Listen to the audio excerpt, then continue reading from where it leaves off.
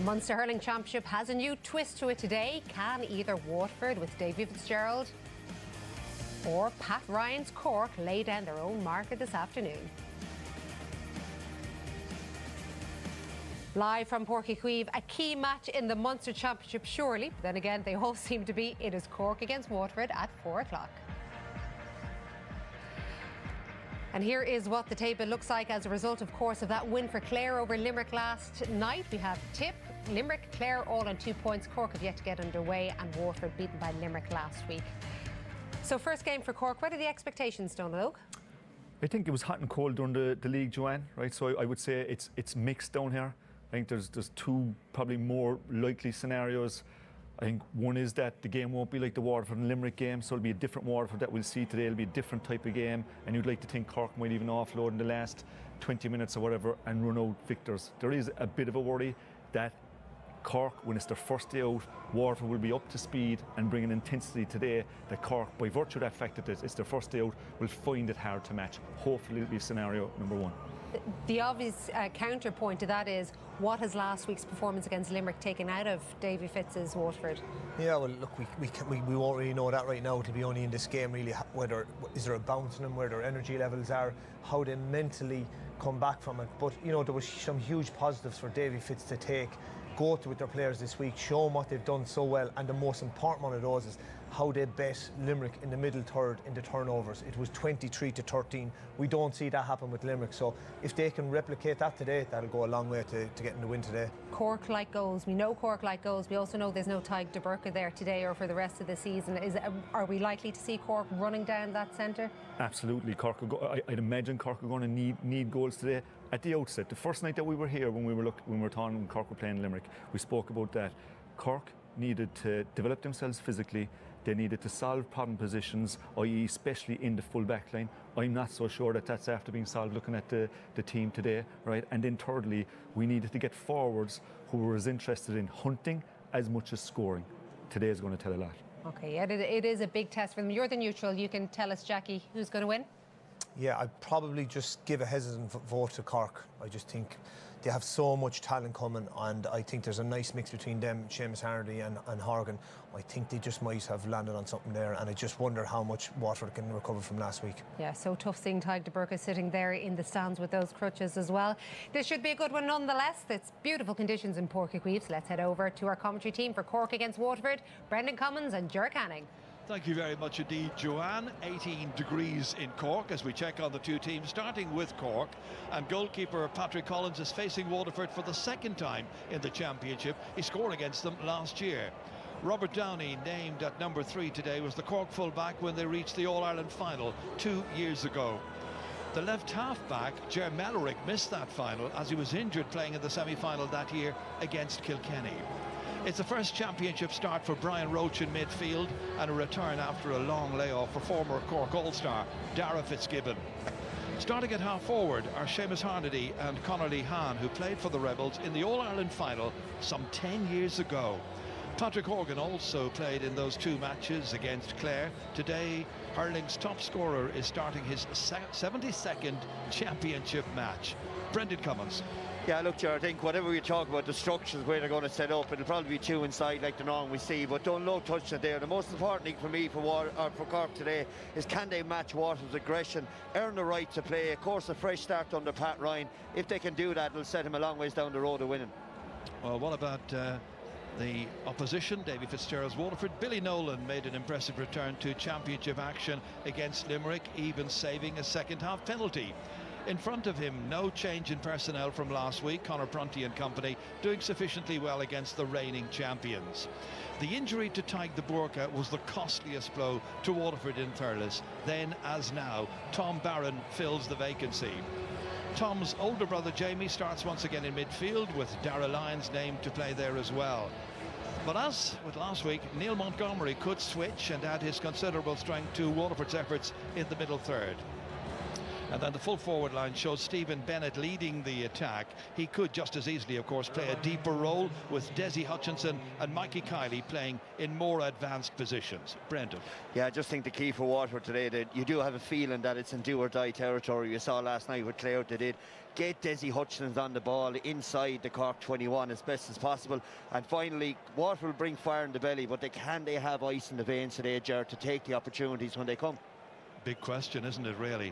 Well, Waterford won the toss, as we saw there, and that means they're going to be playing against the breeze, and it is quite a substantial breeze here at Páirc this afternoon. I mentioned it's 18 degrees. Just one of the terraces open. That's down at the Black Rock end. A little strange, that, I find. The city end is not open for business this afternoon. They're expecting a crowd of round about 28 to 29,000 people here. So great expectations. Pitch is in immaculate condition. Everybody loves playing here. It's one of the best playing surfaces in the country, no question about that. And before the match gets underway, there's now going to be a moment's reflection for John Walsh of 6 Mile Bridge, who very sadly passed away yesterday evening while attending the Clare versus Limerick Munster Hurling Championship game in the TUS Gaelic grounds. John was a native of Portumna in County Galway. He played minor and under 21 and intermediate hurling for his county, Galway. And then he moved to 6 Mile Bridge in 1968 and became a loyal and active supporter of the club and his adopted county of Clare. Our deepest sympathies to all of John Walsh's family and friends. Yesh Lovday Gorev Anamursal.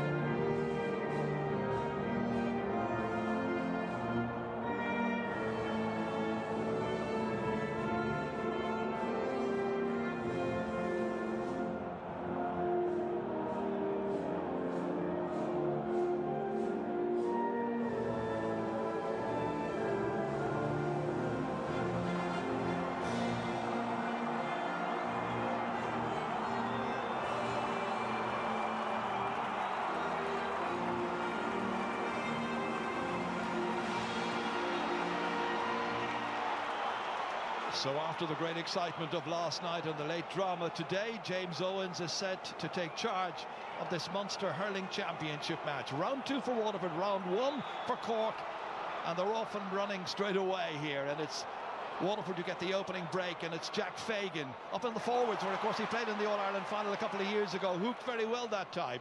And Cork have it back once again. It is Brian Roach. Roach in his second ever championship game, played very briefly against Waterford last week. Too many steps taken there, so that's going to be a free to Waterford. Again, just a little bit of getting up to the tempo of the game here. You see the hook coming in from Cork. Right on the throw-in, they'd only one inside, which is Páirc Horgan, flooded the middle third with bodies to try to make sure they got someone back in place. Waterford won it. Initially it's Páirc Horgan now and Seamus Harney are the two up front from Cork. Playing with the breeze, they'll have to make the most of it. Be interesting to see where they place Luke Meade as well.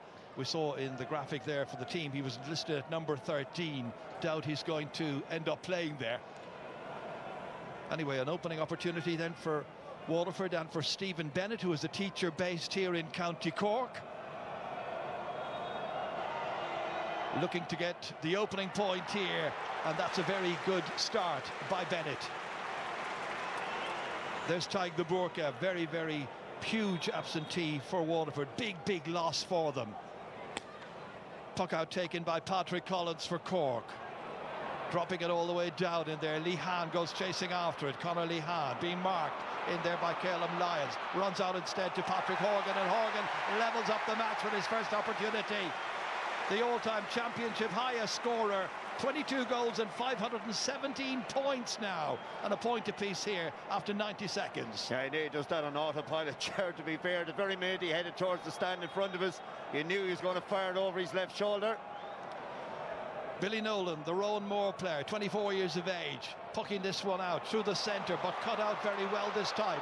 And it is Dara Fitzgibbon back in the championship team, back playing for Cork for the first time this year, and announcing his arrival in emphatic fashion. A point for him, and Cork take the lead by 2 points to 1. Yeah, it was well read. He just teased him, said go there if you like, Billy, and then intercepted it. It's a very strong breeze backing Pat Ryan's team for the opening 35 minutes, and they know they have to make hay.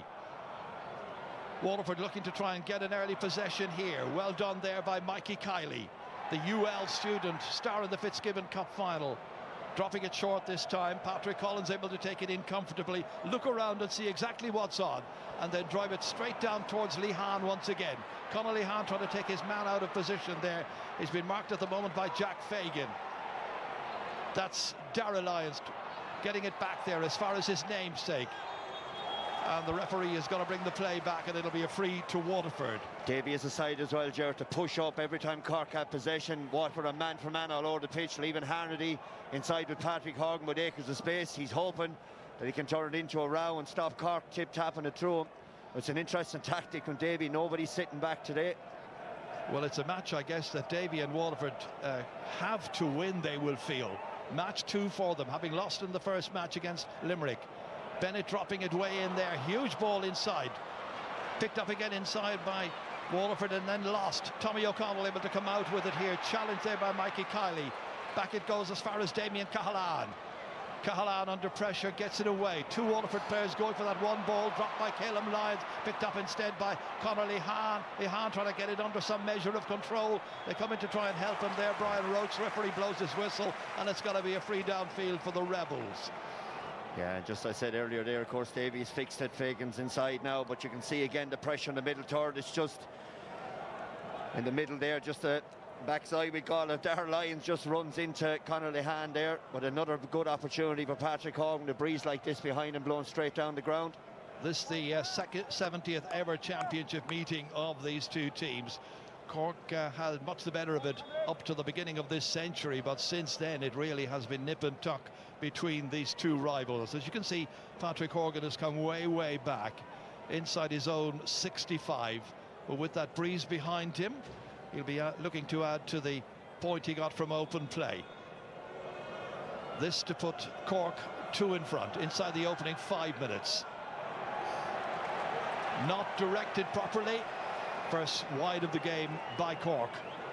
Yeah, didn't get a great connection on that, is right.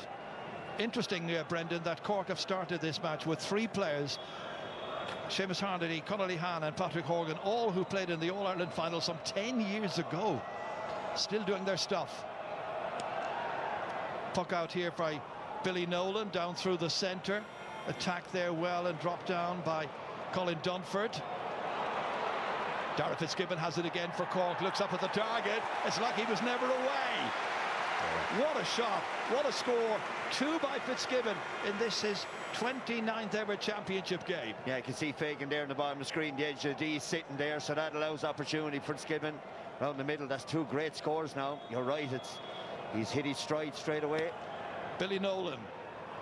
Waterford looking to hold on to this puck out. Cork coming out to attack it. Tommy O'Connell there, getting out ahead of his man, challenged by Jack Prendergast. Work down. Declan Dalton trying to get control of this in the white helmet, number 12. Pops back out here as far as Ger Melrick. Into the middle. Once again it is Fitzgibbon. Hit that one to some degree, but it's still going to drop short into the goalkeeper's hands. Billy Nolan Nolan has options out here. One of them is Chaoimh Lyons. Just ahead of him is his namesake Dara. Hasn't given it to Dara. Cork are able to win it back again. This time Shane Barrett getting control. Loose player outside him. Once again it's Dara Fitzgibbon. A fourth shot by Fitzgibbon. This one goes to the left-hand side and Cork's second wide. 2 points so far. One dropped short and one wide from the Charleville player. Confusion middle third, you see, when the man Fagan is sitting back, they're wondering who's marking Fitzgibbon. And it's supposed to be Chaoimh Lyons in the middle third, and he's losing them all the time. That's why Fitzgibbon's getting on so much ball. He's tightened up on him now. Billy Nolan trying to vary this one out across over there towards Desi Hutchinson. So important that Waterford get Desi Hutchinson on the ball often and early. Shane Barrett on his own, nobody picking him up. Looks at the target, has his shot and misses. Third wide. That was a really good opportunity for Shane Barrett to have got his opening score. It was, and that breeze as well, Joe. Slightly left to right down, but it's howling in towards Billy Nolan's goal there. He'll slow everything down now as best he can. Taking his time over the restart, eventually getting it away. Again, Tommy O'Connell comes, tries to win this, but it's taken instead by Jack Prendergast, and Prendergast is in the clear, shows great pace. Still Prendergast, tripped that time by Joyce. Thought there was going to be a free, and the referee may have allowed an advantage. It falls to Colin Dunford, and it's gone wide. I thought there should have been a free there. Yeah, Kieran Joyce took out his leg as the Waterford attacker just went by. And we'll see it here again. They got on the break and they're in. The pace of Prendergast. See Barron coming off his shoulder. See the leg just coming out there. Yeah, it's a free, all right. Waterford will be right to be aggrieved on that one. At the very worst on an advantage, but the referee allowed it to continue. And Cork are able to avail once again of the opportunity that falls to Dara Fitzgibbon, and he has now got a third. 3 out of 5 shots so far. Cork lead by 4 points to 1. Yeah, Fitzgibbon's had some start in the first 8 minutes of this game now. He's on everything. This stage now, Dara Lyons is the man now who's trying to track him around, but he's so fast and so elusive in the middle third. He's getting 5 shots away, 5 possessions in the first 10 minutes. They need to get a leg on him, Waterford. Bright sunlight here by the banks of the River Lee. Once again, Waterford tried to go into the attack here. That's broken down by Mikey Kiley. That time coming into it was Brian Roach to try and win it, helped out by Ger Mellerick, and then it's Damien Cahalan, the bars man. Referee blows his whistle, free to Cork. Yeah, just slightly high from Kiley there. Again, it's just that arm, hat and above, shoulder high. The referee gives him an opportunity to give a free. Big championship debut in the Munster Championship for Pat Ryan, the SARS man from Glanmire, a man who has done so well at club level and also, of course, with the Cork under-20s, 2 All-Irelands in recent years, 1. It's Declan Dalton who is stepping up to hit this one, having taken over the free taking on this occasion anyway from Patrick Horgan, and he makes the most of it. Really huge one that time from Dalton. Another for Cork. There's John Myler, who was the Cork manager back in 2018 when they very nearly reached the All-Ireland final. You may remember Limerick took them to extra time, and Limerick went on to win 4 of the next 5 All-Irelands. Once again, Billy Nolan. Oh, not quite sure who was that aimed at, but eventually it does work out with Chaoimh Lyons able to pick it up here. And then driving forward is Mark Fitzgerald, the UL man. Forward here into the middle. This is Jamie Barron, joint captain. Coming out to win that is the Cork captain today, Niall O'Leary. Free in the middle is Seamus Harnedy, his first touch. 65 metres out, blocked down really well. Excellent piece of defending that time on the part of Mark Fitzgerald. Yeah, it's great defending from Mark Fitzgerald there. Harnedy at the acres of space. And first Fitzgerald used the pace to close and watch eye on the ball all the time, got really high. Very, very promising young player, Mark Fitzgerald, just 20 years of age. Stalemate in the end, picked up by Neil Montgomery. Montgomery driving it in.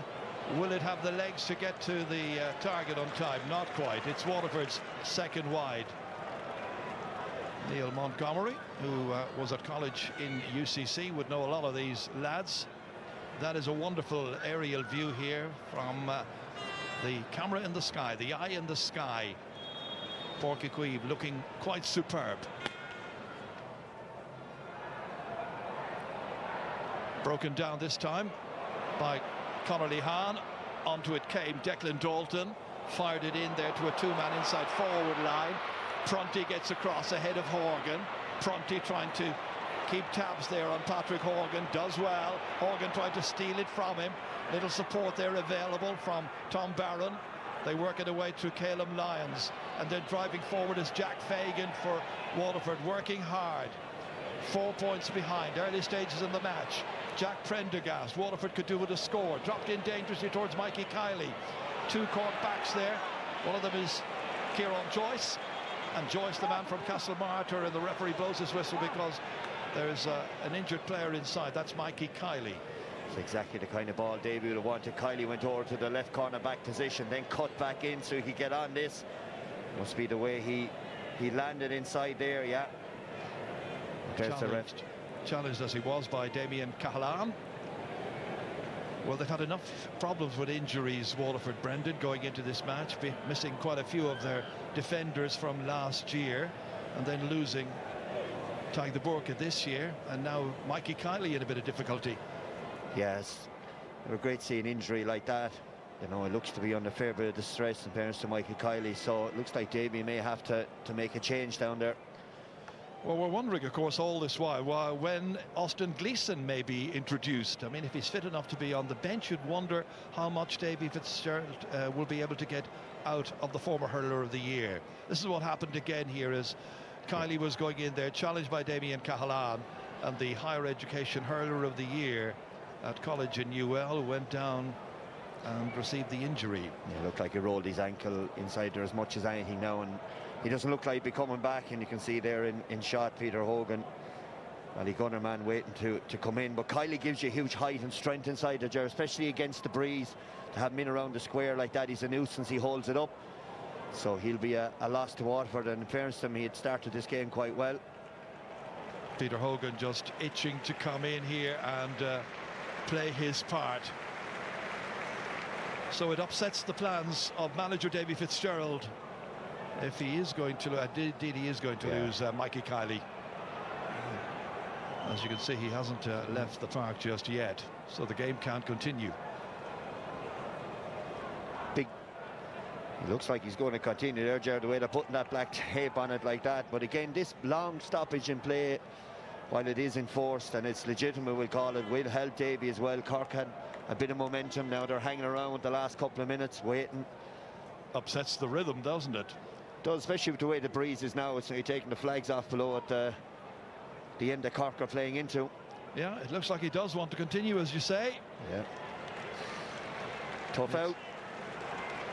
Needs to get the helmet back on. Free taken anyway, which was by Patrick Collins, the Cork goalkeeper, down towards Seamus Harnedy. Be interesting to see how long Seamus Harnedy will play in this match. Coming back to fitness, came back into the team for a game against Wexford in the league, did really well for the last quarter of an hour of that. Showed what he can offer. Billy Nolan. Well, he plays a centre-half back for SCTU Waterford. That time cut out by Tommy O'Connell. Reads the game so well. Down to Conor Lehan, looking to get a bright start in this match and boost his confidence. And Lehan fires this one up and over the crossbar. It's a great pass from Tommy O'Connell. Jerry looked up and had a peep over the top and saw that man in your shot. He's a great man to find space, Lehan. That's going to trouble for Waterford too if they can't shut down the Cork half-back line looking up. Lehan, Fitzgibbon, all these lads will get on and rake a ball. So it's now 14 minutes since Waterford got their one and only point. A point from a free at that by Stephen Bennett. Opening point of the match, but that's a long time ago now. Here's Mark Fitzgerald. Across here as far as Chaoimh Lyons. Lyons shooting it in and missing to the left. It goes once again. A third miss by Waterford. Yeah, it's just that use of the ball in there. He'll probably want to be a bit better. Put it down on top of Kiley there. Give him an opportunity. I know Joyce is back sweeping, but at the same time, we're asking questions before all of this match, just what last week would have taken out of this Waterford team. But they've got to settle to the task, get to the pace of the game as quickly as possible. Colin Dunford. Down along the line it goes, raiding over there. Jamie Barron. Does well against Brian Roach. then loses it. Roach stuck to his task, tries to get it under control again, helped there by Rob Downey. Downey has it. Downey drives it back down the field for Cork. Waterford come out and try and get this one. Jack Fagan met it well, got a challenge, looks over his shoulder, nobody on him, so outside the 65-metre line, drops it short again. And Patrick Collins once more is able to pick out the target of his clearance, and that target is Conor Lehane, has just scored, looking to try and get another one, and off the goalkeeper's hands and up and over the crossbar. That's a huge boost to Conor Lehane. It is, and when you drop the ball short chair into the goalie's hands, your backs are all over the place, to be fair. Lehane then again, like he did earlier, runs into the space. When he gets a chance to swing the hurley all by himself like that in the middle third, that's going to be the result. Again, just careless ball in from Waterford. There is a really, really strong breeze. You can't underestimate that. Billy Nolan pucks it out. Waterford will want to get as tight as possible before half-time, and we're talking quite a bit away from that as Robert Downey fires it in. Goalkeeper's able to take it again. Breeze is not going to win any match for anybody, but it'll be a sure help. Conor Gleeson able to manoeuvre this ball forward here now into space, looking for the little run here made of Desi Hutchinson. Lovely ball back inside. An opportunity here for Tom Barron, and Tom Barron has missed the target by a fair margin. Yeah. But at least the process is working a little bit better there. The ball within, Desi's making great runs, except for Niall O'Leary off the ball. It's a great contest, and Desi was able to get on it there, but again, Tom Barron, you can see the possessions there. Darragh Fitzgibbon still the man. Damien Cahalane firing it down towards Shane Barrett, and they argued a toss over there, in particular Darrell Lyons with the linesman across on the far side, who is Paulo Dwyer from Carlow. It's Thomas Gleeson from Dublin on this near side. Lehane touching it back, but touching it back towards the waiting Stephen Bennett that time. Ger Mellerick has it, crashing forward there past Jamie Barron, winning the free. Really pumped up Ger Mellerick. I mentioned on the scene set that he missed playing in the 2021 All-Ireland final because of an injury. They've been waiting for him to come back for some time. Very highly regarded player. Well, he's a great man marker as well. And he's on Stephen Bennett today now, and that's why Stephen Bennett has been so quiet in open play. But when he gets to march forward, you can see the passion. That's what Mellerick, in fairness to him, brings. One of those current UCC players. Patrick Horgan scored from open play right at the very beginning of the match, now looking for his second point. 13th time playing against Waterford in the championship. 6 wins for him so far. Pat Ryan hoping it'll be a 7th this afternoon. Injury now to Caoimh Lyons. Second time a Waterford player has required attention. The old contact lens, Ger. Yeah. So again, Waterford will be happy enough to get the play stopped. The Caoimh Lyons will be okay there and get it all fixed. But as for the breeze, it probably is a 5 or 6 point breeze there. Certainly the way Davies' charges have started, it's not a 9 or 10 point breeze, which looks like Cork could be staring down of getting ahead of Waterford that much. Waterford haven't been able to work the ball through the middle third. It's been a feature normally of the way Davies sets the team up, that they tip-tap the ball around, keep possession, very smart, and pass the ball into the full forward line rather than hitting long balls.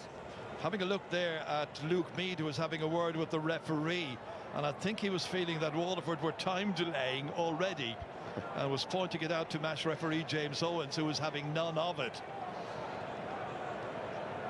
Play will continue anyway with Billy Nolan restarting from the Blackrock end of Páirc Chaoimh. Mellerick misses this one. Declan Dalton trying to get possession of it. Their teammates in Father O'Neill's in East Cork. And that time too many steps were taken. Disappointment. Key here is there's 5 Cork bodies chasing back all of the time. Montgomery trying to break the tackle. There's Fitzgibbon coming in right beside him. This is interesting, isn't it? They are switching the takers of these long-range frees. It had been Patrick Horgan, then it was Declan Dalton. Now it's gone back to Declan Dalton once again. After Dalton's last one anyway, to be fair to him, he's the man for the job. Once played in a Cork County final here for the divisional side of O'Killy as a goalkeeper. And that one has gone over to the right, so it's 4 wides for Cork, 4 wides for Waterford. Cork, as you can see, 7 in front after 21 minutes. Waterford simply haven't got to the pace of the game just yet. Haven't been allowed. Billy Nolan. Opportunity here for Jack Prendergast to do well. That time got out, got first run ahead of Tommy O'Connell, which is so important. Showing the little spirit and determination that he possesses, that great-hearted player that he is from Lismore. Yeah, it's very seldom in the modern game you see those clean catches there, in fairness to Jack. Did really, really well. His team needed it the most. To get in front, get that catch, take the belt, win the free. Stephen Bennett ready to take it. So 21 minutes after the first point, here comes number 2.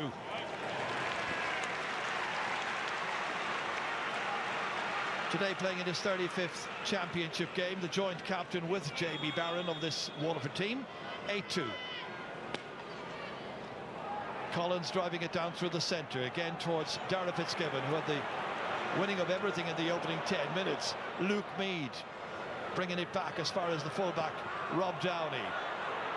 His brother Owen might have been wearing the number 3, but he's suspended. But Rob's well able to do his stuff.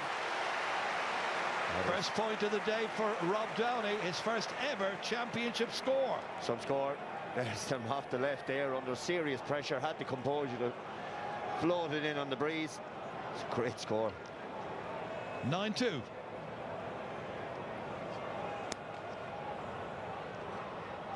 Again, this one targeted towards Jack Prendergast. Once again, he does well against Tommy O'Connell.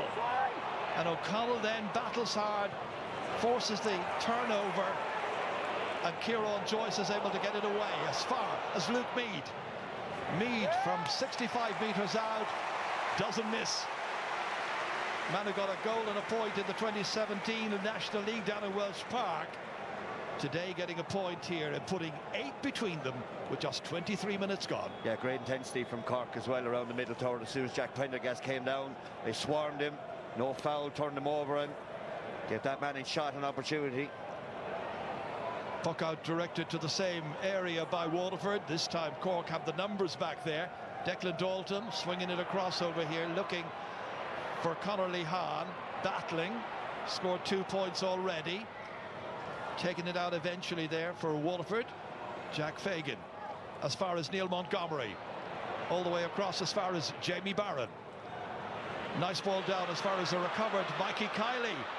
Looked like he was going to be leaving the match 5 minutes ago. Back it comes once again to Dunford.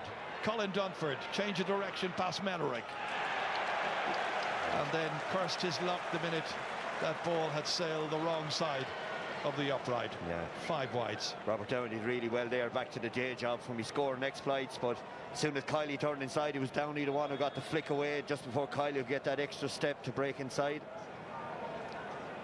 Davy Fitzgerald said after last week's match he felt his team was a bit nervous in the opening 20 minutes or thereabouts. Hasn't got a great deal better this afternoon, but then they showed a great recovery Conor in the Gleeson. second half last week, and that ball's been brought forward. Yeah, it's just off the ball there. Conor Gleeson had a tangle with Conor Lehan. Just pulled the jersey on him. Lehan fell.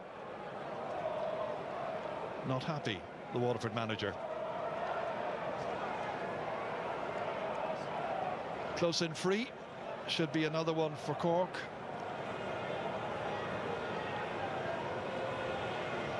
So once again it's Patrick Horgan, the Glen Rovers player. A third for him this afternoon. 2 of the 3 coming from place balls. So 11 points to 2. Jared, down the far end of the pitch, you can see the space. All the Waterford forwards have gone inside the Cork 21, even though they're playing against the wind to isolate out here. Hasn't worked though. No, it hasn't. Ball never reached them. Cut out by Tommy O'Connell, but it was a good ploy. Davy Fitzgerald full of tricks. Plenty of time for some of those tricks to materialise later on, maybe. Horgan plays it forward. Roach, blocked by the goalkeeper, comes back. Brian Roach still in there looking for a championship score. Still going. And he fires it up and over. And that's his first time to score in the championship. Brian Roach making it another one for Cork. The problem with that tactic, Jerry, is that if you do lose it, they're straight down the barrel of your defence, and that's what happened here. Great save from Nolan, scrambling defence of Waterford. You can see here Nolan comes out, he stayed square with him. See how big he stayed there in front of the shot. Good save.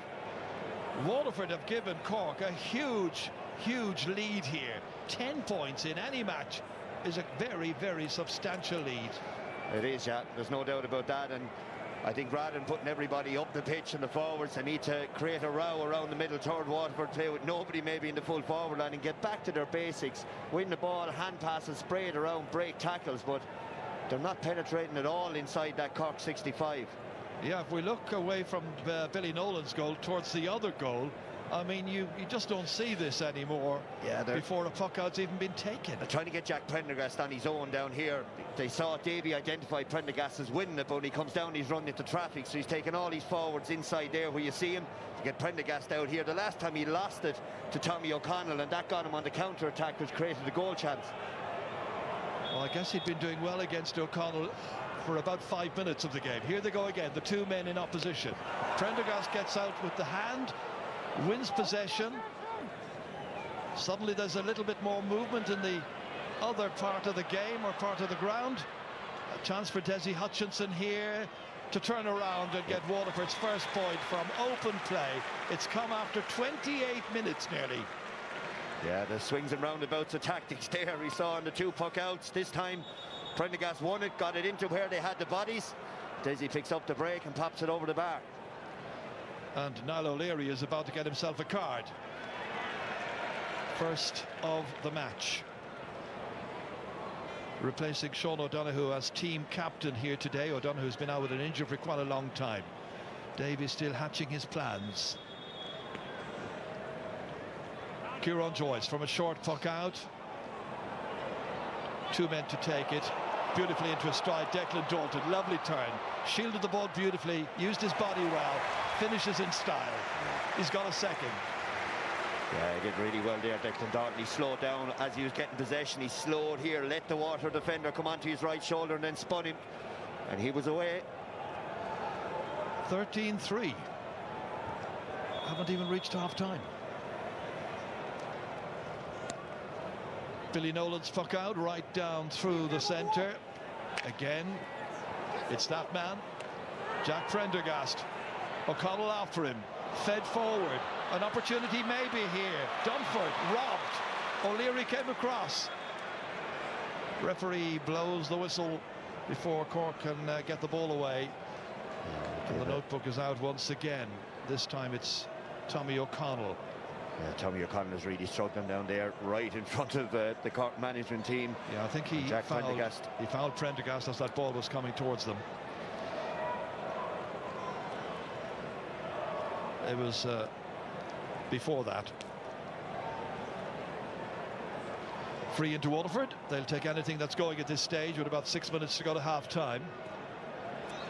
There'll be a lot of stoppage time too here. I'd say we could see 5 or 6 minutes maybe stoppage time based on Waterford lads with contact lenses and injuries, with fairness to Mike Kiley. Stephen Bennett's 7th match against Cork in the championship. 2 points today, 133 and now 134 in all of those games. 7.5 games in. It's one back, but there's a long, long way to go. Páirc Collins summing up just what's on, waiting for the referee's whistle, then going short to Damien Cahalane. Down here towards Barrett. Nice turn by Shane Barrett. From the goalkeeper to the corner, back to the striker who puts the ball wide. 5 wides now by Cork. Yeah, and if Tommy O'Connell is in trouble up this wing, Tom Barron is under the same pressure down in front of us. Both wing backs on this side are struggling with their markers. Change made there. Rob Downey has now gone on to Jack Prendergast, and here they are. First tussle between them, and it's that man, Rob Downey, who wins it. Back into the two-man inside forward line towards Horgan, his clubmate at Glen Rovers. Horgan tried to battle and kick it forward there. Eventually, it's Prendergast who comes back out, wins it for Waterford. Gives it back to Conor Gleeson. Holding on to it is Neil Montgomery. Switched across beautifully over here. Taken forward by Chaoimh Lyons. He's got a lot of room now in which to manoeuvre. Swung across over here towards Desi Hutchinson. Getting there before the end line. Bit complicated. Having to make an angle for himself or someone else. Back to Prendergast. 2 Cork men there to take it from him. They over-elaborated Waterford and got nothing out of it. Kieran Joyce. Down towards Dara Fitzgibbon. Battle for possession over there. Well won by Dara Lyons. Into Colin Dunford. This is a bit more like it for Waterford. Dished off as far as Conor Gleeson. Running into the challenge there of Brian Roach. And Roach doesn't give up in a hurry. Waterford go again with Dunford. Ditto Dunford. He never ever gives up. Real great battling qualities. Much better from Waterford there. You can see there's more bodies around there. A tackle coming in from Declan Dalton there. You feel that he was just that bit stronger. Either way, you see it there. It all depends on what a referee's interpretation is. But anyway, a chance for Bennett.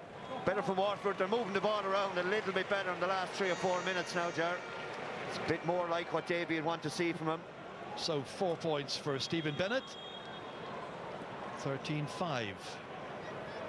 Once again, the Waterford manager calling out the instructions as Cork tuck the ball out and hold on to it, and it's Robert Dowdy, hugely influential figure. That looks a beauty. Oh, that's a smashing point.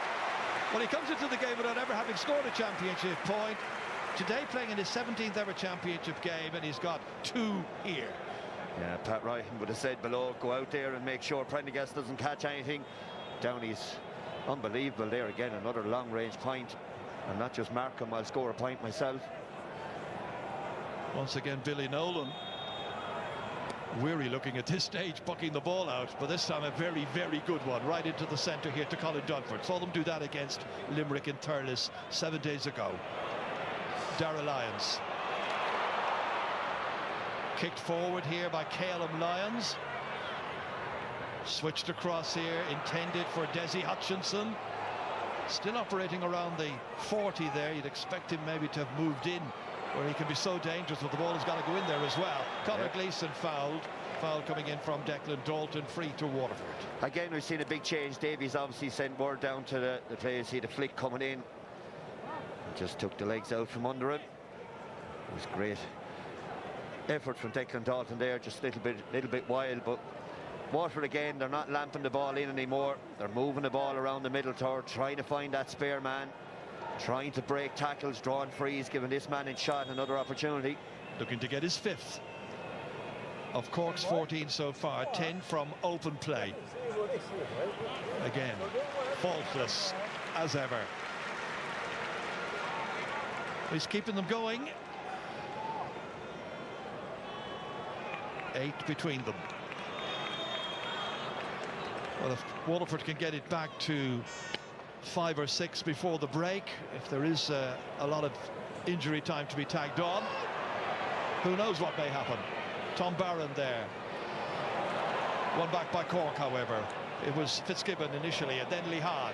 A crossover there towards Seamus Harnedy, but he couldn't get to it. Shane Barrett can. Harnedy calling for it, right out on the sideline here. Looking to try and get a score, get his name on the score sheet for the day, and he's done that. 5 of the 6 forwards now have scored, plus the 2 midfielders. Not half bad. Cork leading by 15 points to 6. Yeah, in a game where there was very little ball going into the full forward line for Seamus Harnedy there. The one opportunity he's got, had that bit of composure on the sideline to wait for his moment, and took it. Of Waterford's 6 points so far, just 1 coming from open play. That after 28 minutes, scored by Desi Hutchinson. 4 minutes of stoppage time now. Waterford will have the win for the second half, but they need a lot more than just the elements in their favour. Cork battling, winning, coming out with it. Luke Meade not quite finishing. 6 wides.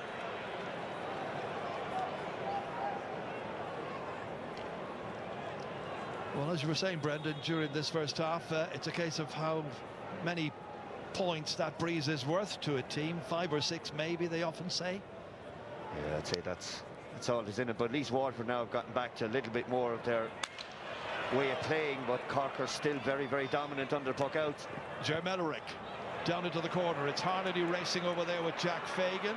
Fagan has the measure of that particular challenge, emerges with it well, taken in by Caleb Lyons, challenged strongly, gets it across to Jamie Barron. Barron tried to jink his way past Shane Barrett, elusive as ever, intrepid. Barrett goes back. Waterford have it again. It's Jack Prendergast. Runs on neatly this time as far as Jamie Barron. They could use a goal big time, Waterford. Barron would have settled for a point, blocked down really well. Excellent work back there by Tommy O'Connell. But Waterford have it again. This time it's Colin Dunford. Dunford right in the corner, summing up what's on. Maybe something special's on. Tom Barron. Oh, the pass intended for Desi Hutchinson, cut out however, and Kieran Joyce are able to take it away for Cork. 2 men in hot pursuit, one of them is Hutchinson. Referee says play on. Cork do, and in the end the referee does blow his whistle just as Luke Meade was heading away. It's got to be a free. The attendants here don't quite agree, and Pat Ryan looks a little puzzled. Yeah, it's one of those where Kieran Joyce flicked the ball over the Waterford player's head and then ran into him. It's a tricky one. Here you see the Barron up along the line. And again, the Cork defence doing really well to scramble back, but Tommy gave the ball away there again as soon as he's coming out with it. Well, it's up to Stephen Bennett now to try and put this resultant free over the crossbar and leave 8 points between the teams, and Waterford to go and hatch their plans at half-time. See if they can come out with a fresh approach for the second 35 minutes. Slow it down. Bennett shooting, and Bennett missing. That's one they really could have done with. Just half-time approaching. What's he going to come up with? To force it there would have been great. A great result actually for Waterford to go in just 8 down the way things have gone from in this half. They battled back really well in the last 10 minutes. A couple of players have tangled down at the right-hand side of the field here. Conor Gleeson is one of them. I think the other may be Seamus Harnedy, judging by the shape of him. Camera behind the goals, I'd say, will pick this one up for us, Chair. I didn't quite see it now. Yeah, it's Harnedy, all right.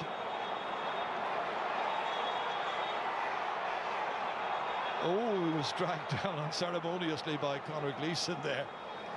Yeah, he was, and silly from Conor Gleeson there now. Ball was miles up the pitch. Harnedy was only making a run to make space in a lot of ways. Well, the referee will have taken advice from his linesmen and perhaps the umpires as well. Will have been in his ear. And now the manager must be concerned what the sanction will be.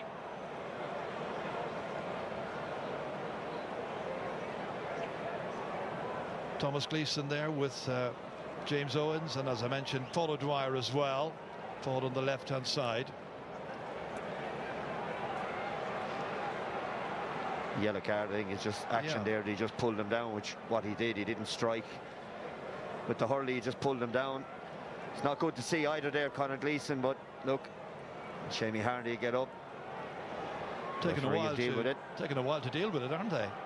Yeah, I just think they wanted to make sure that there wasn't a striking action after he pulled him down on the ground.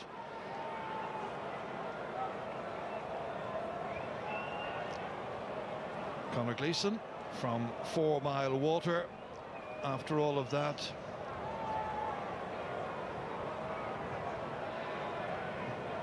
Still having a good old chat. I'd often think if he's talking to you that long, he's not going to send you off, and that's the way it is. Just that pull down, it is a yellow card, and I think the inquiries were, did he strike Seamus Harnedy when he was on the ground, and he didn't. But he's in a tight man marker there, Conor Gleeson is to be on a yellow card now. Connolly Howe went across to the linesman immediately after that. Anyway, back at the ranch. Páirc Collins, we've played nearly 6 minutes now. Well, part of it we didn't play because there wasn't an awful lot of action, and no more at the end of the opening 35. Cork much the better of the two teams, wind assisted.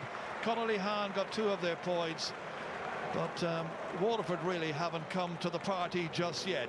And at Páirc at half-time, it's Cork with a very handsome lead. Cork 15 points, Waterford 6. Back with Joanne on the panel right after this.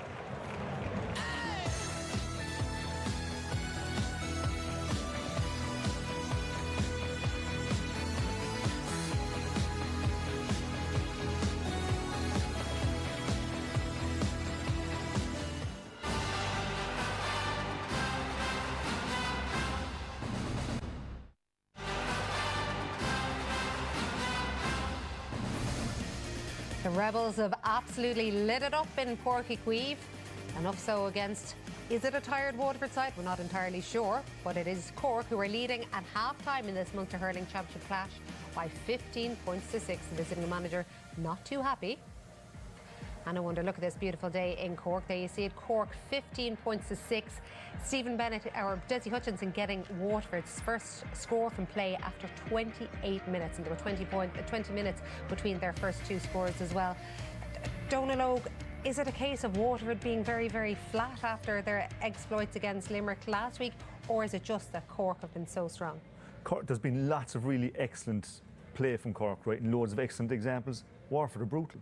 All right, they're brutal in every aspect of the game in terms of how they're set up, their execution. Like some of the stuff we saw down here in front of us was like Junior B at one stage in terms of the way the ball was being thrown around. So, like, it's the only bit of I suppose, an excuse you're going to give them is that savage battle that they were involved in last week against Limerick. You saw what happened Clare last year. Next game out, they were totally flat after that. But still, though, it's not enough, though. It's not good enough from Waterford. But like I said at the start, really good signs from Cork also. With that, there are some words for Donal Óg to be using in relation to Waterford, who behind at the break. He did say before the game, in order for Cork to succeed this year, he gave out a list of what they had to get right. So how many of them did they manage to? They're definitely ticking a couple of the boxes. Definitely physicality, definitely on the edge. We see Tommy O'Connell was probably a bit loose with the hurl, but he's bringing physicality to it. But within that, there's some lovely graphs of play. This was a lovely ball from Tommy O'Connell to probably more one of the experienced lads, Connolly Hahn, who found a lovely soft spot due to Waterford's poor defending and man marking. This is just great stuff out of Brian Roach. Probably not your typical Cork player, rough and ready at times, very dogged, but just doing the fundamentals around body position, around never saying die. And the puck outs has just been an absolute disaster from a Waterford point of view.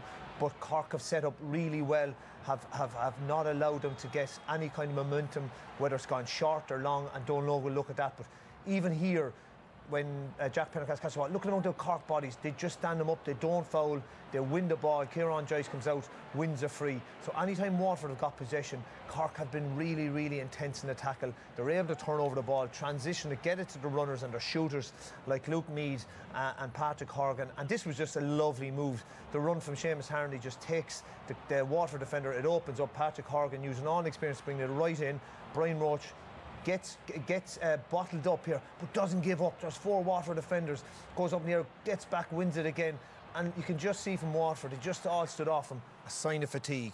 Not making excuses, but they definitely are flat-footed, both mentally and physically. But for Cork, a lot of good signs, Joanne. The puckouts, though, they are dominating puckouts, but can you get over how much space there is around the middle of the field? It's amazing. I actually, it is a long time since I saw an inter-county game with that amount of space. Where we looked at the Kilkenny and Galway game, we spoke about the half-forwards needing to come out to shut down the channels. Like, credit to Patrick Collins, credit to Fitzgibbon for winning those balls, but it's just not a thing that you see in the game. There's something gone wrong with the Waterford system in terms of their approach to defending those puckouts. And like, if you want to look back it up by the numbers, Cork have won 11 out of 12, whereas Waterford have won 11 out of 21. You ain't going anywhere in a hurling game with those type of numbers.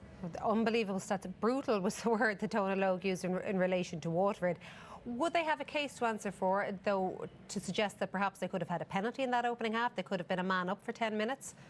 Yeah, definitely. I would have to say definitely the situation with Kieran Joyce I felt it was a black card at the time. I thought it was a deliberate trip with a goal-scoring opportunity. Jack Prendergast wins a great puck. Puck runs down the heart of the Cork defence, and as he jinks past here, Kieran Joyce puts the foot out and trips him. There was a covering defender, but there was definitely a goal-scoring opportunity. Whether they would have scored it, we don't know, but that's the technical rule that they use. For me, Cork avoided it here. You can see jinx here, the left foot goes out of Kieran Joyce, blatant trip, and he was bearing down on goal. So I felt that was a black card, and that was early doors. That extra man for 10 minutes might have just given Waterford a bit more of a foothold. This is another big call that actually potentially went in their favour, did it? Yeah, you see, what's happening there is that both Conor Lehane and Seamus Harnedy were actually using the screen there, right? That's what's going on. But it was poor discipline out of Leeson. He fell for it. That goes on, right? Okay, when a player's going past and, you know, Harnedy was intending on getting in his way, but that's part and parcel of the game. And I tell you, it's a sign of Waterford today. Big deal. You shouldn't be reacting like that to you doing a rugby tackle on it. You just have to accept it and move on. But is it a yellow card or should it have been more? But geez, I would have thought it was in terms of definitely pulling him to the ground. You wouldn't want to be Sherlock Holmes looking at that. Like, the man dragged him to the ground. But Absolutely. Is that I mean, that doesn't fall into a red card offence, or does it? Not a red card. Definitely not a red card. So right decision then from the referee? Yeah, it wasn't a red card, but again, a sign. It was indiscipline from Waterford falling into that. Okay, they need a really, really strong second half. We have that coming up next.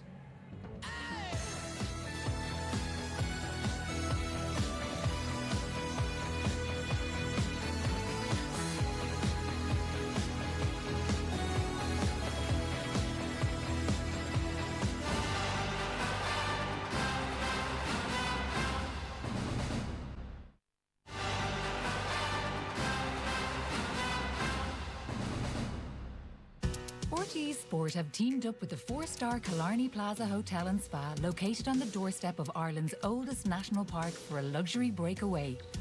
Once there, you will stay 5 nights in a deluxe room at this stylish hotel with breakfast each morning and a dinner on 2 evenings at the Tan Yard, where you can taste all the fabulous local cuisine. There's a brunch too in Café du Parc, a warm, relaxed cafe with spectacular views. And after all that, you can relax and unwind with a pampering spa treatment each. You will want to explore the vibrant town of Killarney too, so there's €1,000 spending money.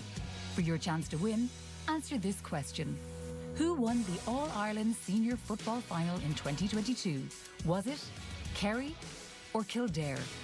To enter, call 15 17 71 71 74 or text the word GAME followed by your answer and name to 57117. Calls from the Air network will cost €2.03. Calls from other network may be higher. You must be over 18 to enter. Lines will close at midday on Tuesday, 2nd of May. Full details are on rte.ie/competitions, where the lucky winner will also be revealed. Damien will wrap up another big weekend of championship hurling and football on tonight's Sunday game from 9:30. It includes that thriller from Limerick last night and one epic Leinster football semi-final and another Leinster semi-final that includes a very, very interesting starter in goal. Here at Páirc, some very interesting Limerick spectators there watching today's, and Donal Oak has spotted the man who's having a chat with John Kiley there. Yeah, that's Pat Bennett. He's the Bennett's dad.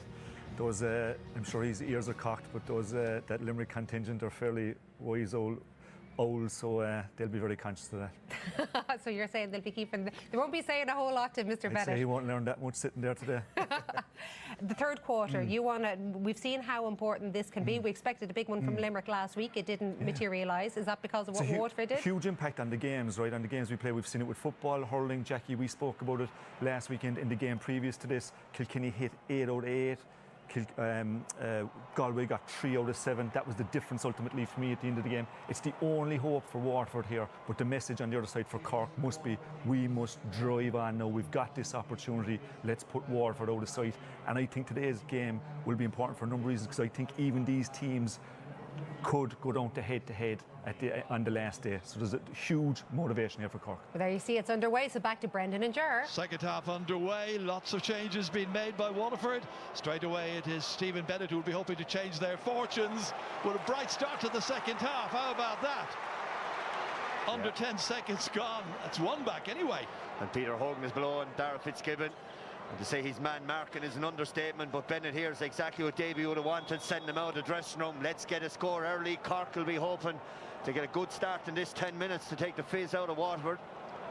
I think we have seen Waterford introduce Patrick Fitzgerald, Peter Hogan and Austin Gleeson. We'll just confirm that. Right now they've got an opportunity to get that ball forward smartly, down into the inside forwards once again, down towards Desi Hutchinson. Needs to turn it on now, needs to get the possession. Stephen Bennett fired up, you may be certain. Bennett looking at the target. He's got one, he's got another one nearly. Has it gone over the line? Big question. Umpires unmoved. We'll have a look at that again, Angelo, later on, but right now it's Ger Melrick trying to get the ball away and he's lost it. Patrick Fitzgerald trying to hold on to it here for Waterford, trying to get it back towards Austin Gleeson. I wonder, did that possibly go over the line? It looked like it went, just bounced lovely. Bounced on it. On the line. Didn't go over. Fairness to Waterford now, they've a load of bodies deep and they're running the ball up the pitch, which allowing Bennett inside and Desi, and then the cavalry chases in after it. So the injured Mikey Kiley, one of those who made way. We were wondering whether or not he would be able to continue. Colin Dunford gone as well, and Tom Barron also. Pat Ryan will have been expecting something special from Waterford in the second half. They were so poor in the opening 35. Yeah, Darragh Lyon's gone to wing back instead of Tom Barron's spot. So now it's down to a 7-point game. Wind behind Waterford. Cork presented with a challenge in the middle of the field, picking it up there, Peter Hogan. Down on his hands and knees was Darragh Lyons. Hogan again trying to roll it up onto a stick, surrounded by 4 Cork players. Hunt trying to force him into overholding, but it's Stephen Bennett who gets it out here, out as far as Jamie Barron, ready to run at Kieran Joyce. Barron, the lead is down even more. Barron's first. What a change about. Down to 6. It is, and Cork had the same kind of conundrum now as Waterford had in the first half. You're going to have to go short, you're going to have to try to run it out the pitch. Takes fair bravery now, but long balls against that breeze, they hang in the air. Since the start of the second half, Waterford 3 points, Cork nothing. We're only after playing 3 minutes. But Darragh Fitzgibbon has an opening here, maybe. Over his shoulder, and a response by Fitzgibbon is good. 4th point by Darragh Fitzgibbon, 3 in the first half. 16 points to 9. Yeah, Darragh Fitzgibbon did really well, get in around the back there. Great composure to spin around. 2018 All-Star, of course, Darragh Fitzgibbon. Got back to playing with Charleville last weekend, which was good news for Cork. From the puck out here for Waterford. Austin Gleeson can't keep it in. Line ball instead to the Rebels. But Waterford now looking for a change of fortunes. Wonderful modern day rivals, Cork and Waterford. They provided some great days of gripping drama since the start of the 21st century. Tommy O'Connell had some early problems with Jack Prendergast, moved off him. In there as far as Lee Hahn. Bumped it into the centre here as far as Seamus Harnedy. Or rather, it's Brian Roach this time, back towards Harnedy. And the referee saw the foul on Roach, so it's got to be a free in. Chance for Cork to get another one. Again, too much space left for Seamus Harnedy. Or Roach, sorry, when he got inside. Too much space. Jamie Barron was stepped off him. Brian Roach, his twin brother Owen, has also been playing with the Cork team this year, played in the National League. Both of them from Bride Rovers in Rathcormac. And once again, Patrick Horgan of Glen Rovers ready to step up and hit this one. 3 points in the first half. The opening point came from open play. The others have been from frees. 34 years of age and be 35 next month. Pat Ryan sees him still as a very, very valuable member of his squad. 5 minutes into the second half. Leads back out to 8 points again. Down towards Stephen Bennett. Cork have the numbers back there. Brian Roach. able to go mop it up, give it in there to Luke Meade, wearing number 13, operating in the middle third. Kieran Joyce, good running away off his man this time. Once again, it's Horgan delivering the pass there to Shane Barrett. Barrett from 45 metres out, strikes with ease and gets his first point of the match. And 8 players from number 8 up to number 15 for Cork have now scored. Yeah, it's a quality score from Cork, pinging the ball around their half-back line. Then the ball goes inside, passed inside, which is the important word, to Patrick Horgan, who sets up the simple finish. Well, Waterford may have got the first 3 points of the second half, but Cork have now made a complete response. And it's Austin Gleeson now trying to lead the way from the middle of the field there with Dara Lyons. Lyons under pressure, down towards Stephen Bennett, trying to take it in his stride. O'Connell's after him. Mellerick's approaching it as well. Bennett going in there, loses possession on the 13-metre line. Great shot, great save. It was Peter Hogan's shot. It was a brilliant save by Patrick Collins. No goals so far. Waterford have gone close on 2 occasions now in the second half. But at the other end is Patrick Horgan taking on young Mark Fitzgerald.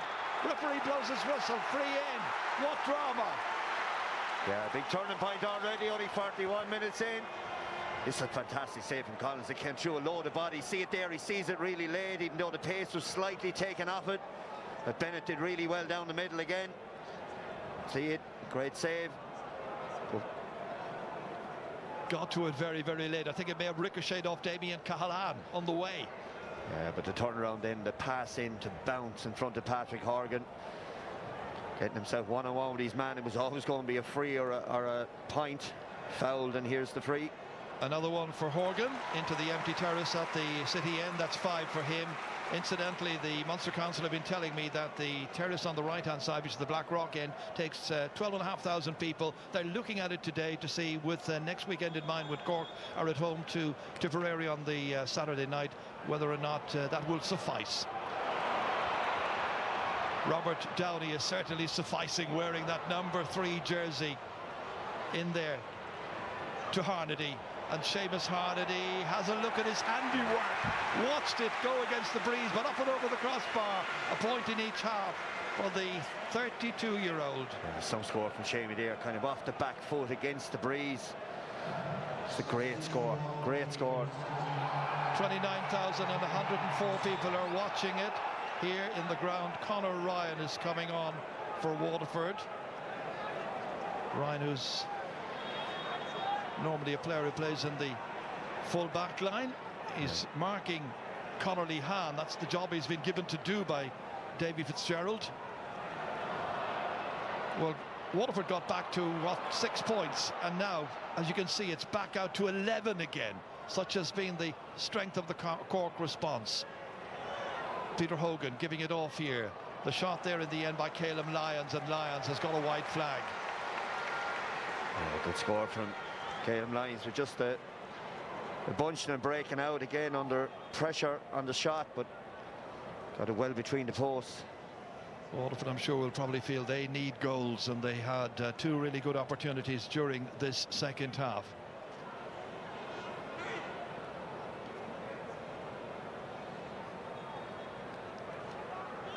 So double scores, 20 points to 10 is the correct position. Referee having words with Stephen Bennett, joint captain. Behind his back, Caleb Lyons standing over Darragh Fitzgibbon.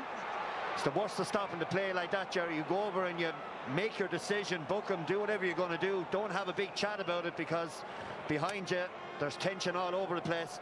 And there's an awful lot of tension around today, Brendan. That's Stephen Bennett getting a yellow card. The tension is more or less ramped up since half-time. Waterford absolutely hopeless in the opening 35 minutes. Only 1 point from open play, scored by Desi Hutchinson. The others had been points by Stephen Bennett from frees. Here we have it here now. The tugging on the jersey there of Dara in the front.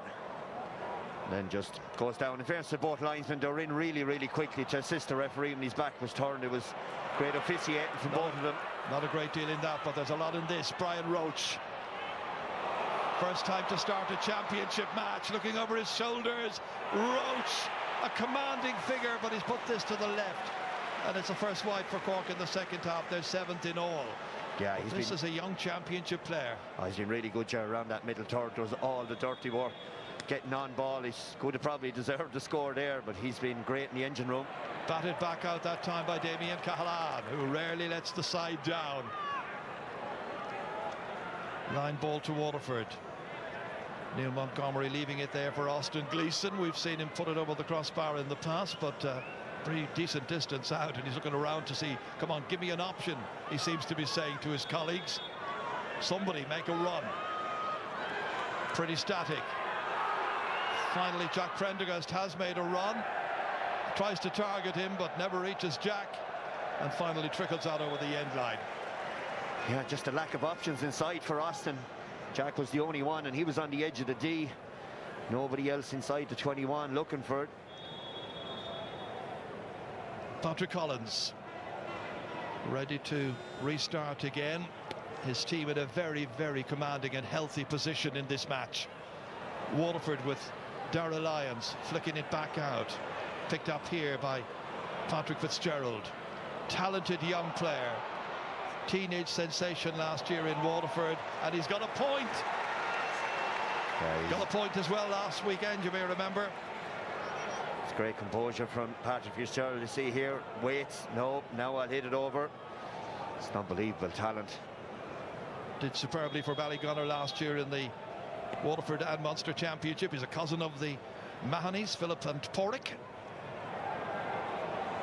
Cork back into the attack again. Fitzgibbon, wonderful catch. Leaves Chaoimh Lyons for dead. Angles his shot. The finish just wasn't quite the complete package. Yeah, I think it was Joe Canning caught a ball at Hill 16 end over his shoulder and stuck in the Kilkenny net at one stage. It's similar to that. Fitzgibbon, great catch, blind over his shoulder, but just couldn't finish. Billy Nolan pucks it out towards two Waterford players, but it's Rob Downey who emerges with it. Challenge there on Declan Dalton. Hogan has it back, gives it in there to Gleeson, blocked down. Change of stick required there for Luke Mead. Yeah, great work from Luke Mead there, getting in the block on Austin. See him here, total commitment. Line ball to Waterford will be taken by Jamie Barron this time as we watch this in reprise once again.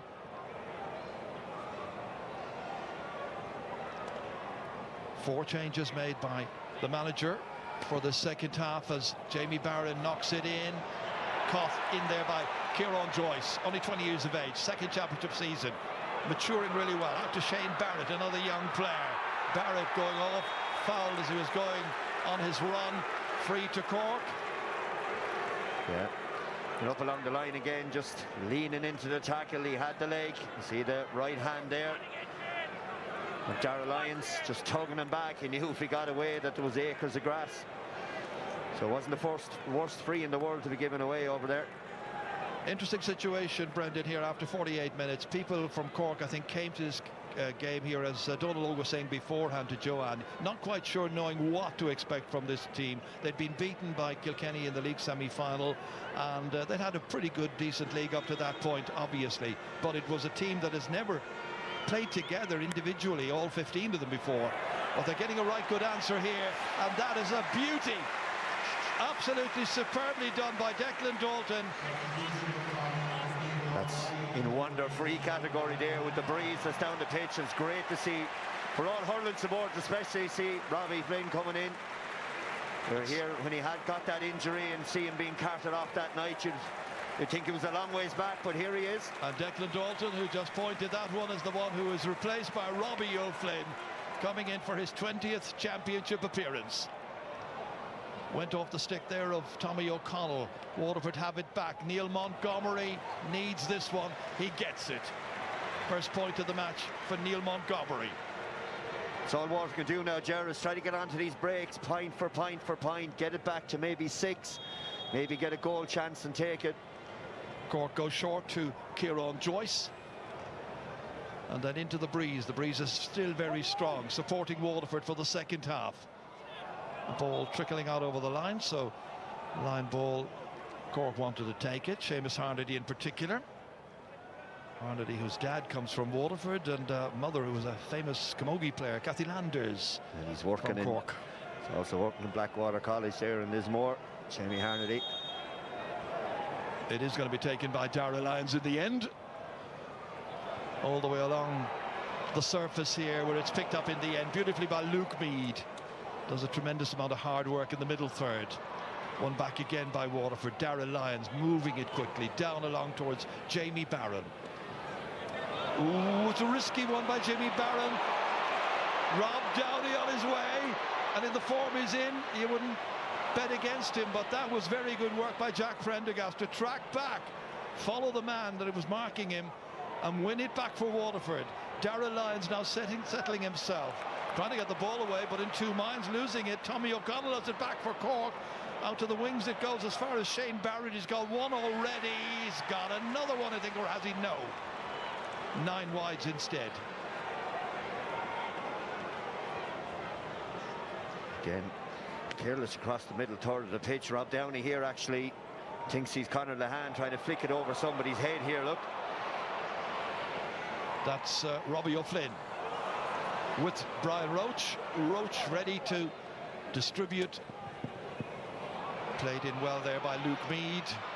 Horgan's waiting inside, so too is Seamus Harnedy. 2 old stagers, and that in the end has gone left and gone wide, and Patrick Horgan holding his head for a moment. Good battling from the two of them in there, though, to create the opportunity. Partly disappointed that he didn't get it. The individual shots so far, Stephen Bennett with 8, Patrick Horgan and Darragh Fitzgibbon 7 apiece. Broken away there from Jared Mellerick. Austin Gleeson giving it back here.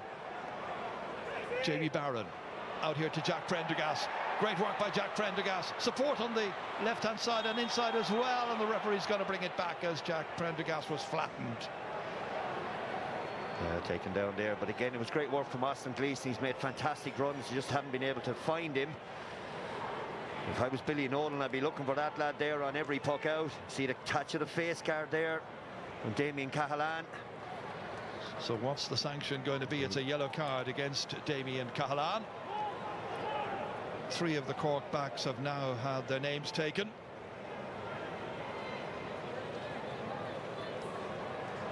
Waterford goes short quickly. Here's an opportunity. It was Patrick Fitzgerald's shot. It's gone for a 65. Quick thinking. Slack by Cork nonetheless. Damien Cahalan, I think, was the man here, number 4. There he is. Off a great save. Great thinking from Waterford. First 65 of the match, Patrick Horgan then. Or Patrick Fitzgerald, I should say, with that particular shot. And that was Damien Cahalan rescuing Cork.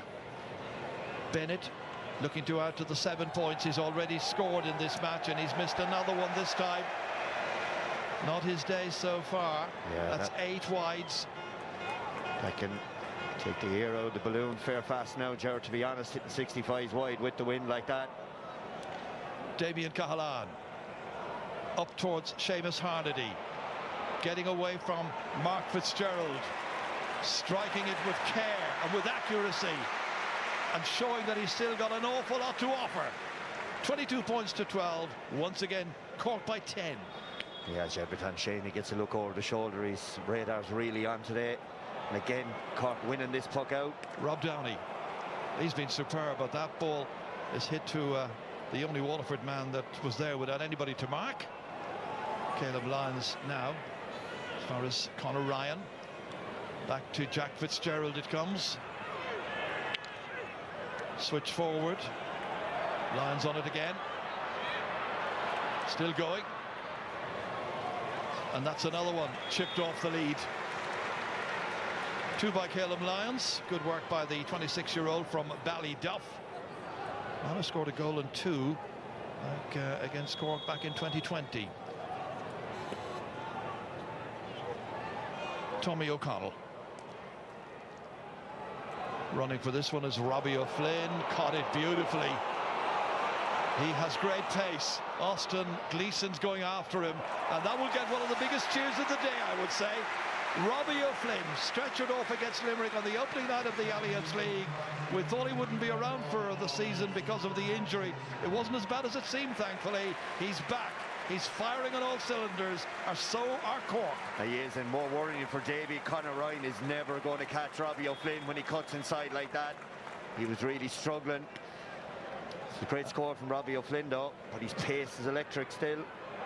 Change made by Cork. Kieran Joyce playing the ball forward. Paddy Power coming in place of Seamus Harnedy. Meanwhile, Jack Fagan with a reply for Waterford, which has missed the target. Well, it's looking like with 15 minutes to go, Waterford are going to be leaving Páirc with a second defeat in this year's Munster Championship. And with their backs very firmly up against the wall, with 2 matches still to go against Tipperary and against Clare. Tip will be here next Saturday.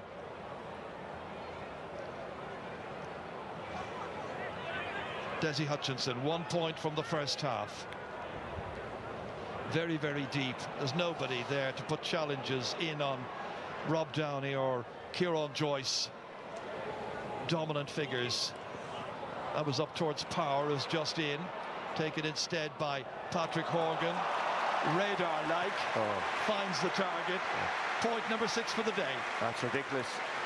Jared, to be honest with you, scored from that out on the sideline. You know, if you're Davy, you're wondering what do we have to do. Prunty was putting the serious pressure on him against the gale.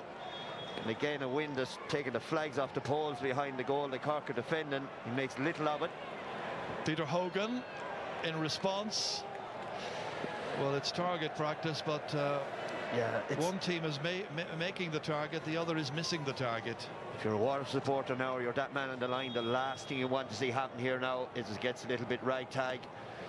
That there's no shape or structure, or the bite goes out of it. There's 2 more games still left in this championship for Waterford. Haven't done well in round-robin situations in Munster.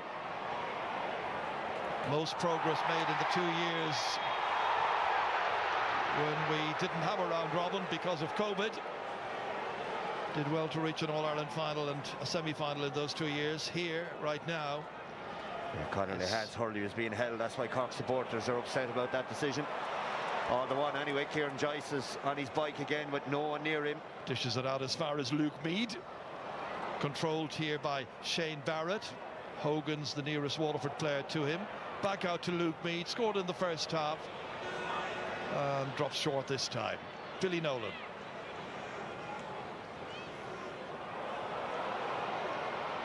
A little bit of uncertainty initially, and then Mark Fitzgerald playing it back out here towards Conor Prunty. And Conor Prunty takes too many steps because he was under incessant pressure there from the Cork players, who are way up for this game. They are. Their momentum, their intensity is huge. It is, and if you're a Cork supporter, Gerard, that's exactly what you want to see now. It's grand score of 24 points, but that man there in your shot, Brian Roach, he has added that little bit of anger and aggression into that middle third of the pitch that's needed. Shane Kingston has come back in. He's been troubled by injury as well in recent times, so in for his 33rd championship appearance. Doesn't get any easier for Waterford. What it does mean, however, is that Pat Ryan has a panel now, quite an extensive panel. Experienced players who've been through it all, like Pat Horgan here, who made his debut back in 2008. And other younger players coming through.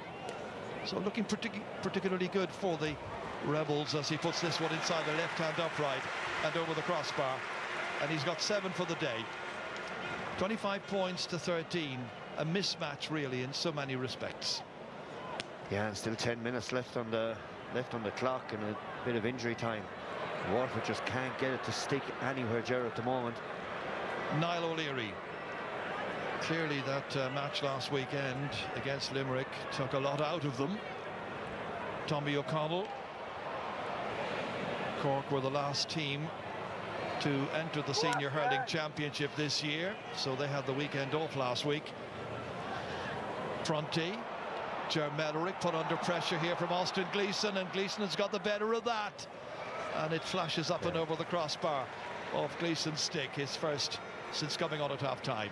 The only thing is, Jerry, you can't say that they had a game last weekend, which is fine, but so did Clare, and we saw it last night what they brought to the Gaelic grounds. That's true. 6 days after they had been beaten by Tipperary and would have seemed to be at an all-time low after that. But they responded. Yeah, phenomenal performance by Clare. Going to mean at the end of all of this that you'll have 4 teams out of 5 with 2 points. Waterford without any unless a miracle happens. The referee going down now to have a word. That's Patrick Fitzgerald.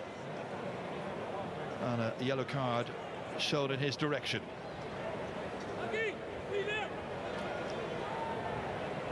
Austin as well is after being shown a yellow. Obviously said something. Well, I think we can feel the frustration even up here that the Waterford players are experiencing this afternoon. It just hasn't gone right. No, it hasn't, Jaron. Look, it's a serious frustration for the players down there, but all they can do is work harder. It's as simple as that, and Davy, that's what he'll expect now with probably 10 or 11 minutes left with added time. They've got to fight and dig in. Another 11 down. You're always fighting for the next point, because again there's a 3rd round of this championship to go. Patrick Collins ready to hit this one. And coming out to meet this one and take it well is Chaoimh Lyons. Got 2 points. Austin Gleeson. Down towards Desi Hutchinson. Looking to try and steal a march on Niall O'Leary. They need a goal, Waterford. Straight at the goalkeeper, who did well, stood up strongly. Hutchinson has it back again, gives it back there towards Prendergast. Trying to set one up for Stephen Bennett, maybe. Bennett! Need a goal. Oh, right across the face of the goal. I think he saved it, Chair, I think. I think they did. Yeah. If it is. But again, Desi comes through. A good save from Collins. It was straight down the barrel anyway. But this could be the one. He may have gotten a stick on this. We'll see.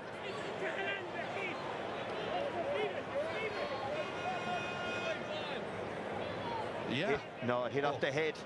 I think it was Robert Downey, hit him on the back of the head, or maybe in Cahalan. It was Cahalan, I'd say. Struck him on the back of the head at 65. Second 65 of the match for Waterford. But they could have done with 1 or 2 of those goals in the second half. They could. As Downey, I'd say, by the way he was getting the treatment, was that big unit that got in the way. We had that amazing save by Patrick Collins. We also had a ball that landed up on the goal line right at the very beginning of the second half for Waterford. Those kind of chances, had they gone in, who knows. Stephen Bennett, and he gets a point at the end of it all. He's got 8 points in this match, but there are still 10 between them, and Cork now introduce Conor Cahalan. Luke Meade going off, as ever, did a good job. Deserves a warm round of applause from the Cork appreciative fans. Kieran Joyce.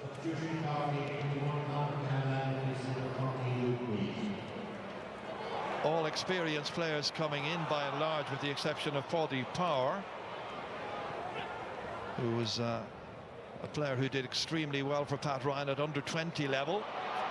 That's nicely done by Shane Kingston, trying to drag it up to himself. Some piece of skill here from Kingston.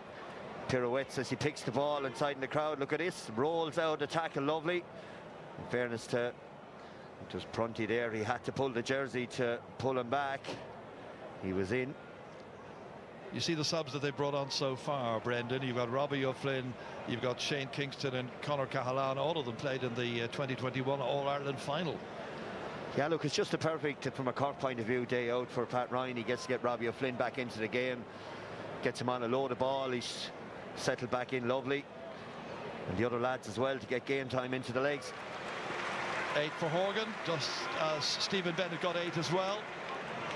And one final change being made by Waterford. That's Paddy Fitzgerald, came on last week. And there's Patrick Horgan's shots, 10, 7 frees, 8 points, and 6 of those coming from frees. Some of those points from frees. Paddy Fitzgerald on anyway for Waterford, as Stephen Bennett raids again. Denied a goal a little while ago, pushing the back free in. And versus Stephen Bennett there in the second half has been shown really, really well. Showed good leadership there, composure, knew a goal was always needed, gave it a bounce, and the push in the back, and wins his free.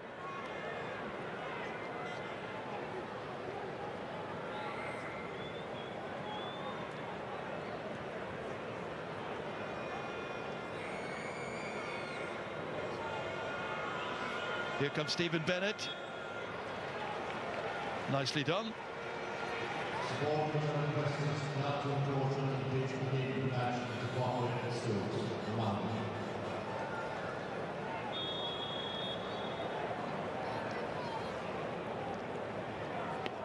Davy Fitzgerald still deep in thought.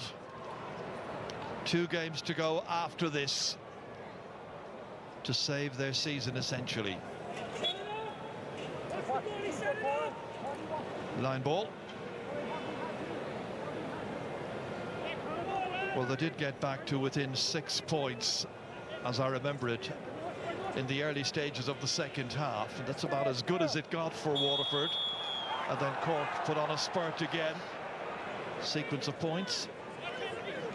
Buddy Power there, who's come on. Scored 1-5 in the 2021 All-Ireland Under-21 final and 1-1 in the 2020 final. Those finals are about 6 weeks apart because of COVID. Austin Gleeson over his left shoulder. Real hit and hope one. Oof! Goalkeeper and cornerback almost got in one another's way that time, and Kieran Joyce able to bring it out towards Conor Cahalane, then on to Dara Fitzgibbon. Transferred to Rob Downey.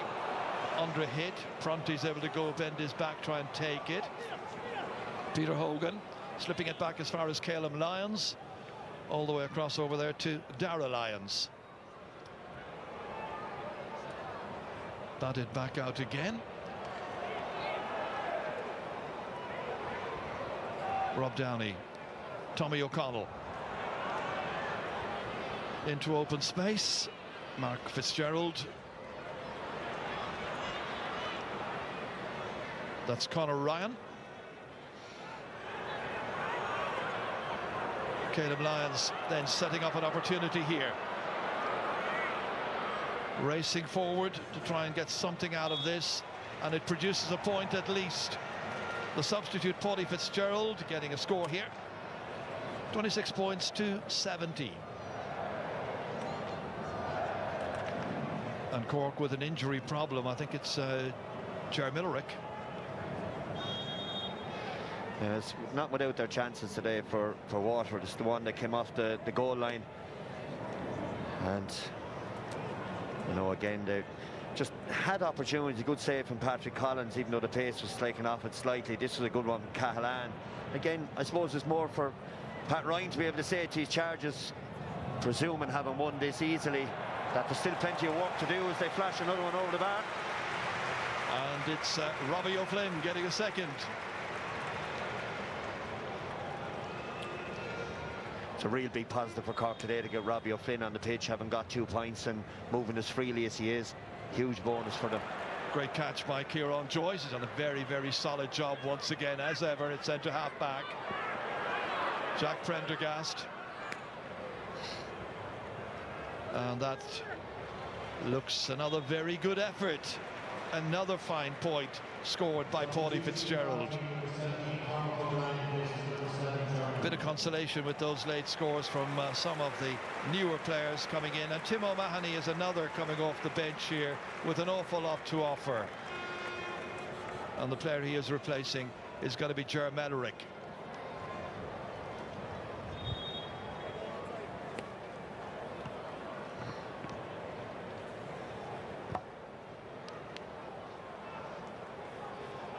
Inside the last 30 seconds of the 70.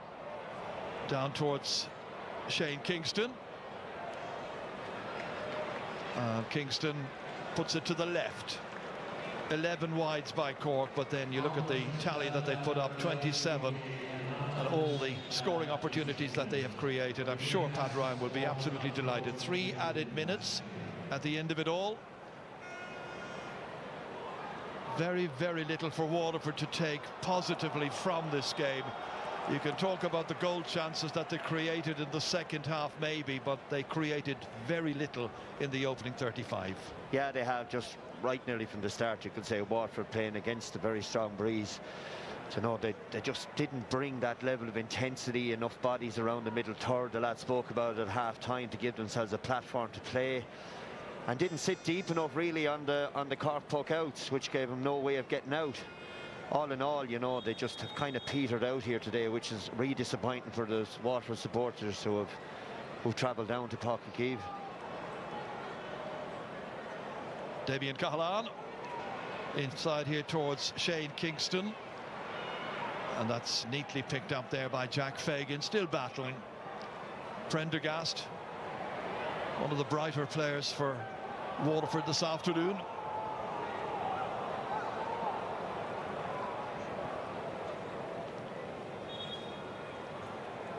Came down here to Cork today full of hope and saying we have to win this match, but it's gone dreadfully wrong for them. But that is full credit to a Cork team that were really up for this, that show that they are a very talented squad of players who've been through the mill, who've played in All-Ireland finals, who've won under 20 and minor titles. Tommy O'Connell out here as far as Kieran Joyce. Hangs in the breeze a little bit. Goalkeeper able to come, collect and take. But another 90 seconds to go. Again, it's Cork who are showing the eagerness to win possession at all costs. Rob Downey, even when the match is well won. He's had a very good game.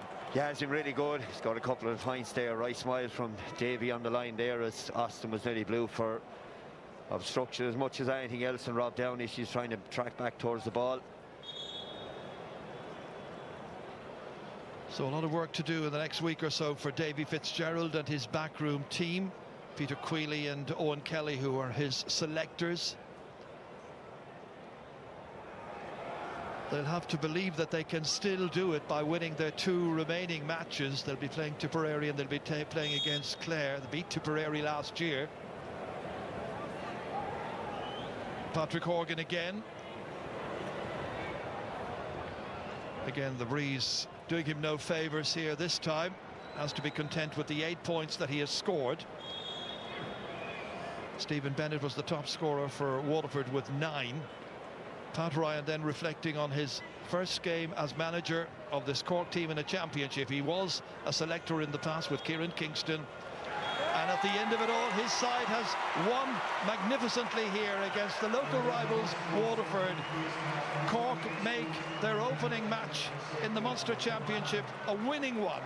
They have just had too much by far for a Waterford side, beaten for the second match in a row. Darragh Fitzgibbon there, heroic in the middle of the park. Superb start to the game. 4 points in all by Fitzgibbon, one of the real stars. But Pat Ryan here will be absolutely delighted with players like Brian Roach, just 23 years of age, operating in midfield. He worked exceedingly hard here on his first championship start alongside Darragh Fitzgibbon. It gave them a platform from which they could build, and they have the forwards who are able to take the chances. Brendan, sum it up for us, please. Look, there's no doubt Pat Ryan will be delighted with the way his Cork Chargers went into the game today. They kept the tempo strong all the way through, you know, but again for Waterford, it's so disappointing for them, you know, losing the first 2 games now round robin. Everyone starts to say now you're not great at round robin, this kind of thing. So Davy's got a big job in his hands now to pick him up. But Cork drive on now for Tipperary coming down next Saturday night. It's going to be some game here again, Jar. It should be. It'll be an absolute packed Páirc. Cork win by 9. It's Cork 27 points, Waterford 18. Yeah, that is a very, very impressive performance from Cork this afternoon. Thank you to Ger and to Brendan as well. And we'll have a look at what that does to the Munster table. Remember, we've only round 2 so far, but that is a great start for Cork down the road. Couldn't ask for better, couldn't ask for better, Joanne. Loads of positives. You know, worried about the full back line coming into it. didn't really get tested, I would say, but anything that was put up, you can only beat what's in front of you. Did really well. You know, midfield, Brian Roach thought he was terrific on his debut. Darragh Fitzgibbon started great. Seamus Harnedy made some important interceptions. Conor Lehane, early days. Declan Dalton hit some outstanding frees and worked hard. Thought Patrick Horgan, like, he deserves huge credit. I thought he was outstanding in today. So 3 bigger hills to climb, but an outstanding start. And you kind of get that impression, don't you? Just looking at the players out there on the pitch, they're clearly very, very happy, and they're soaking in the atmosphere, but they don't look like they're getting too carried away. No, they're quite happy and content. The thing that strikes me with all their helmets off, how young they are, Joanne. Like, they're all only babies in some ways, but, you know, Pat Ryan will be delighted tonight. The test they got today was fairly poor now, to be honest. Waterford just didn't bring that to the party today, but as Donald said, you can only beat what's front of you, and they won quite comfortably today, pulling up. Like, after that start of the second half, it was really game over, and Cork will just be delighted. 2 points, bring on Tipperary now and move on. Big positive as well, Joanne, is in terms of the bench. The likes of Robbie O'Flynn and Cole coming off the bench after injury. We'll talk about that in more detail in a second, but man of the match, one of the babies? So we went for Brian Roach, right? There was, as we listed all the good performers, but in terms of what Cork are looking for, and he started off, he was on Jamie Barron. Jamie Barron, one of the top midfielders, but just his whole attitude and work rate and approach to the game, and I would say a kind of an approach to playing the game that Cork need to focus on over the next couple of years. There you go. Brian Roach is the man of the match, and he's with Valerie Wheeler. Yeah. Our Board Gosh Energy Man of the match is Brian Roach, and Jenny Kelly of Board Gosh is here to hand it over. Congratulations, Brian. Thanks very much. Brian, congratulations. You must be extremely happy with that performance. Delighted, yeah. We knew it was going to be a massive task coming into it. The way Waterford were, they had a match last week, we had nothing. We haven't played since, I think, 5 weeks when we played Kilkenny in the league semi-final. So we had a very tough 5 weeks. We knew Waterford were going to come at us, and I think it really showed that we were ready. In the first half, first 15 minutes, I think we shocked Waterford, to be honest. We came out, hard work, got turnovers, and I think that showed on the scoreboard. I think we had a good enough lead going in at half-time. We were delighted, and we were happy with that start. We knew we had to come out in the second half, and I think we did. For you, this is your championship debut with your county. I mean, must be extra special to get man of the match and put in a performance like that. I think, yeah, definitely. I think they're days to dream of, playing in front of a home crowd like this, massive crowd. And I think it's really, we said at the start, it's our 16th man. When we get the Cork crowd going, it gives us a massive boost, and we knew we had a home game today, a home game next week, and we knew we had to perform in front of this massive crowd. You are fresh coming into this game now. There's a tight turnaround for Tipperary again next week when they come here to you in Páirc Chaoimh. Yeah, tight turnaround, 6 days I think it is. Tipperary had no break this week, so they'll come out all guns blazing, but we'll be ready for that battle.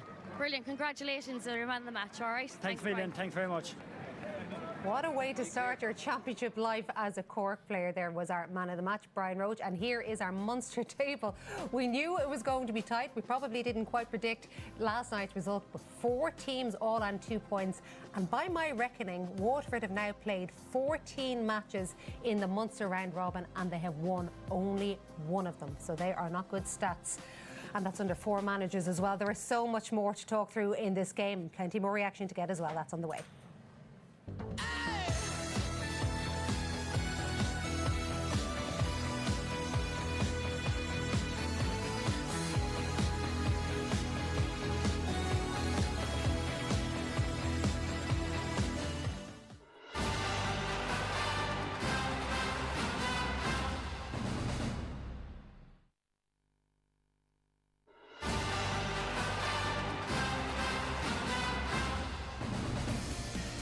Well, it's all begun very well for one of these, but not for the other. 2 defeats from 2 now for Davy Fitzgerald and Waterford. But Pat Ryan's reign as Cork manager in Senior Championship hurling gets off to a 9-point win.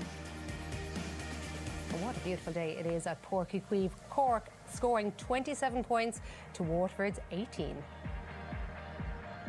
And here are some of the very, very telling stats, including 43 scoring chances were had for Cork, and they managed to score 27 of them.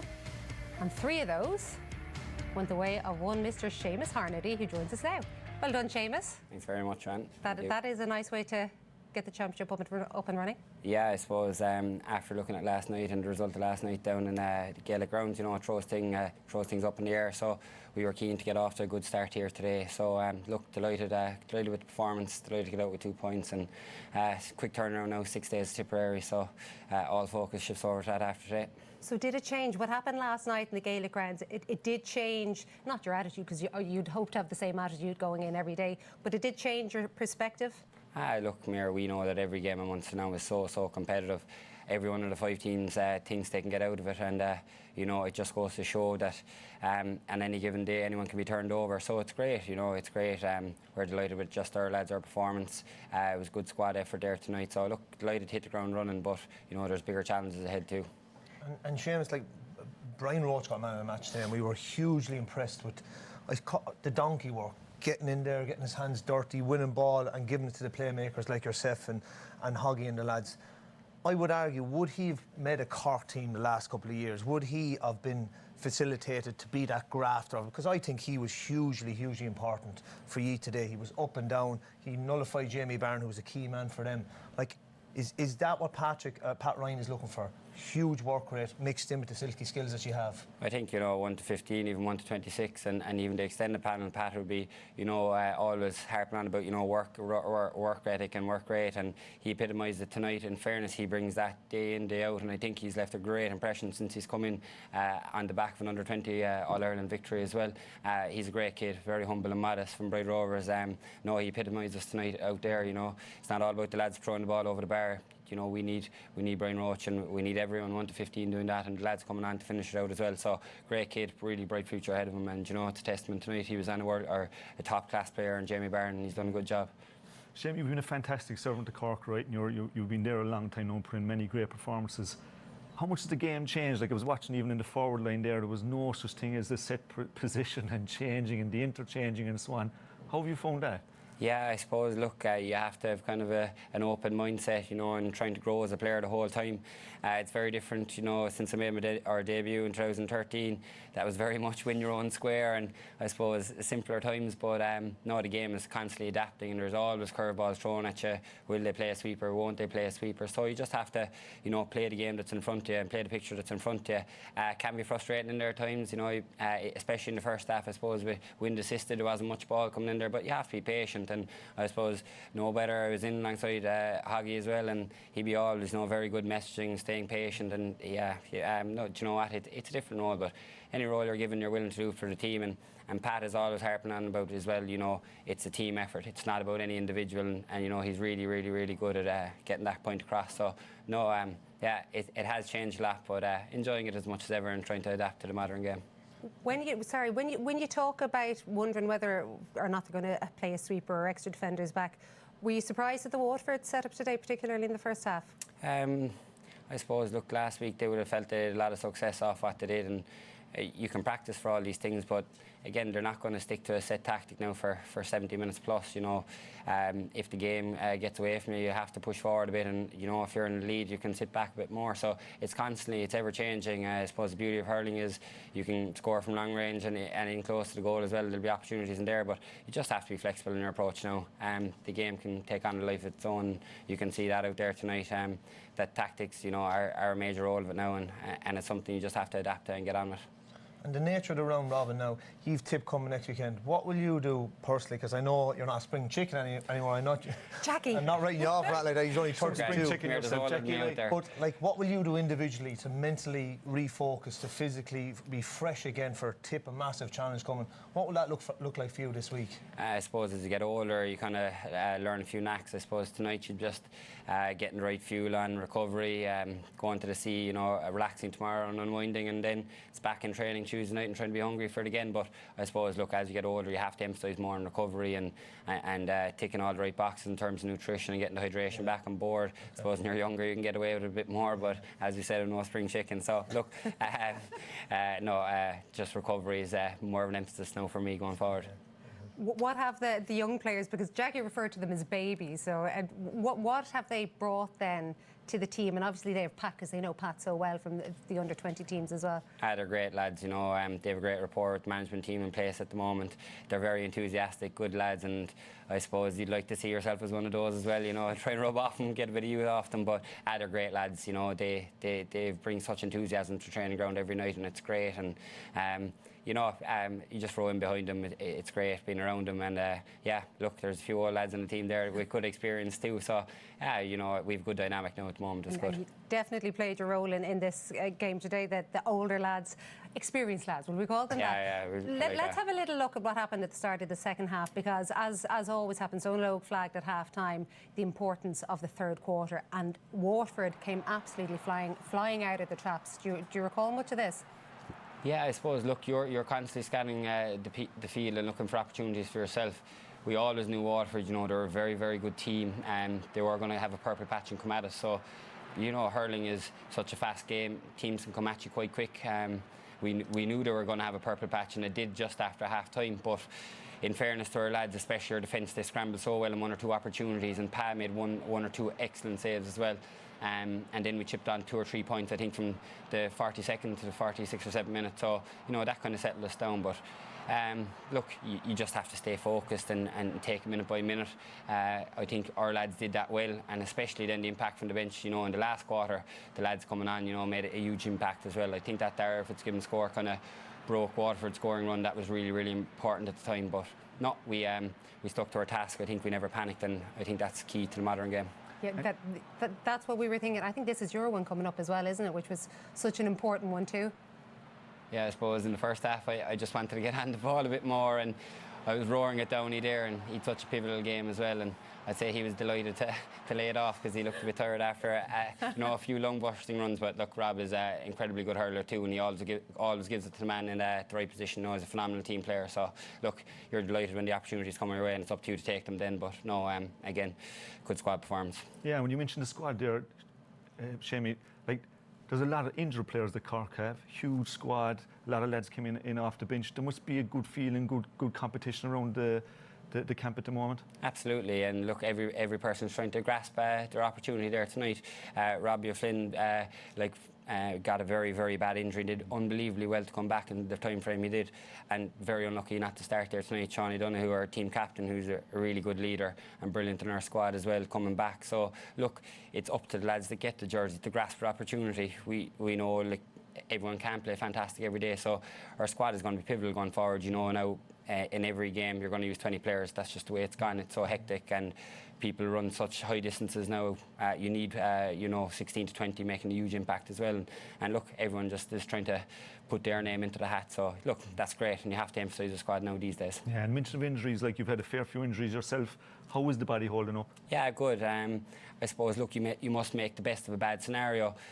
Got a bit of a meniscal injury towards the end of the club campaign last year, but it was the first time in a while I was able to switch off, and obviously you always want to be training and hurling as much as you can, but it gave me an opportunity for once, you know, maybe to avoid a bit of the pre-season and to relax maybe and spectate a bit more than usual. So look, you have to make the positive out of a negative situation, and just afforded me to get a bit of extra rest and, you know, strengthen up and work on other facets of my game. So, you know, it was nice to have a bit of a break for a change as well, but I can't say that too loudly. It was brilliant to have you. Watch out there, flying it as usual. Once again, a great warrior for Cork, and it was brilliant to have you up here. Thanks very much. Chaoimh, thank you so much. Thank you. So that is the positives from a Cork point of view. Let's hear from the losing manager. Here's Davy Fitzgerald. Davy, not an easy day at the office, an unfortunate result for yourselves. No, we're well beaten today, and Cork had way more energy than we had, and there's no doubt they deserved to win by as much as they did. And all we can do is just apologise to our supporters. We were just very flat and just didn't seem to have that energy at all today. Do you think maybe it was the quick turnaround from the game against Limerick last week that showed maybe fatigue physically and mentally today for you?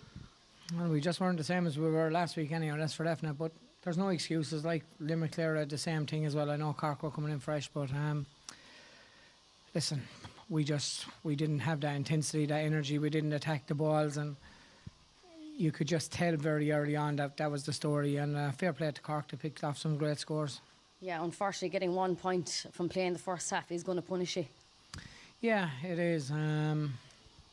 Like, I thought the ref was a small bit harsh on us, but that wouldn't have even come close to making any difference in the game today. That's been honest with you. We were beaten all over the field today, so we were, and we know that performance is not acceptable. Maybe it's down to me not getting them up enough during the week. I don't know, because they're good lads, but they're a lot better than what they played outside there. Do you think now that you're under pressure heading into the next game against Clare, the championship future is in doubt? I think the Clare result last night makes things a lot different. We've 2 games to go. Let's see how we can do in the 2 of them.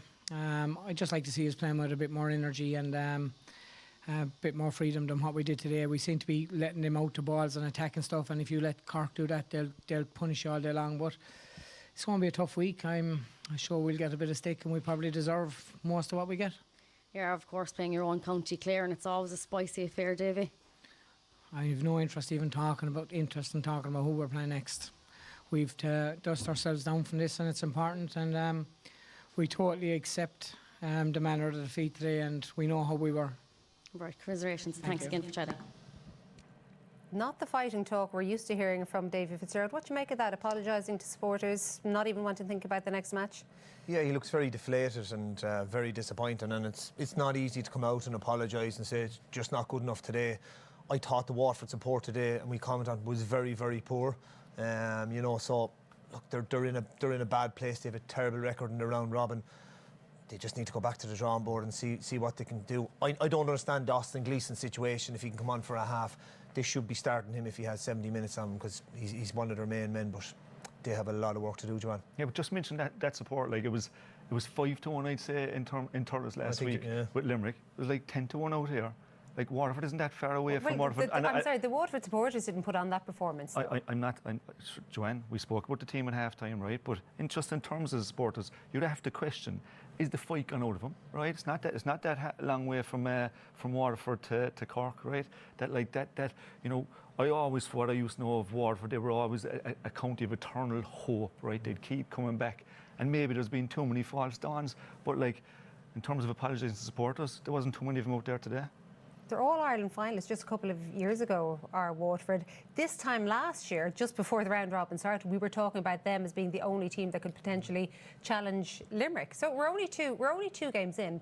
Teams have recovered in the past from losing their first 2 games, and David Fitzgerald never actually comes on and says something in public without it actually having a purpose. Sure, he doesn't. I mean, no, he wouldn't. But have they fully recovered from that complete capitulation of the championship last year? I know last weekend was hugely positive for that, but was that a bit of a flash in the pan? Have they addressed, is there still scar tissue there deep-rooted in a lot of those Waterford players of that capitulation after the league? But did they not perform excellently against Limerick last week? Could there be the argument that perhaps that's what's taken it out of them? That's what is the reason for the flatness?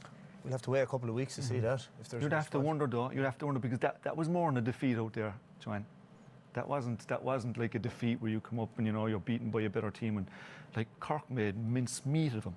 But like even in terms of some of the execution, we'll say even that we pointed out down in front of us here, it did flag that is there something gone wrong in the psyche of Waterford, and you'd have to worry: is there a pattern?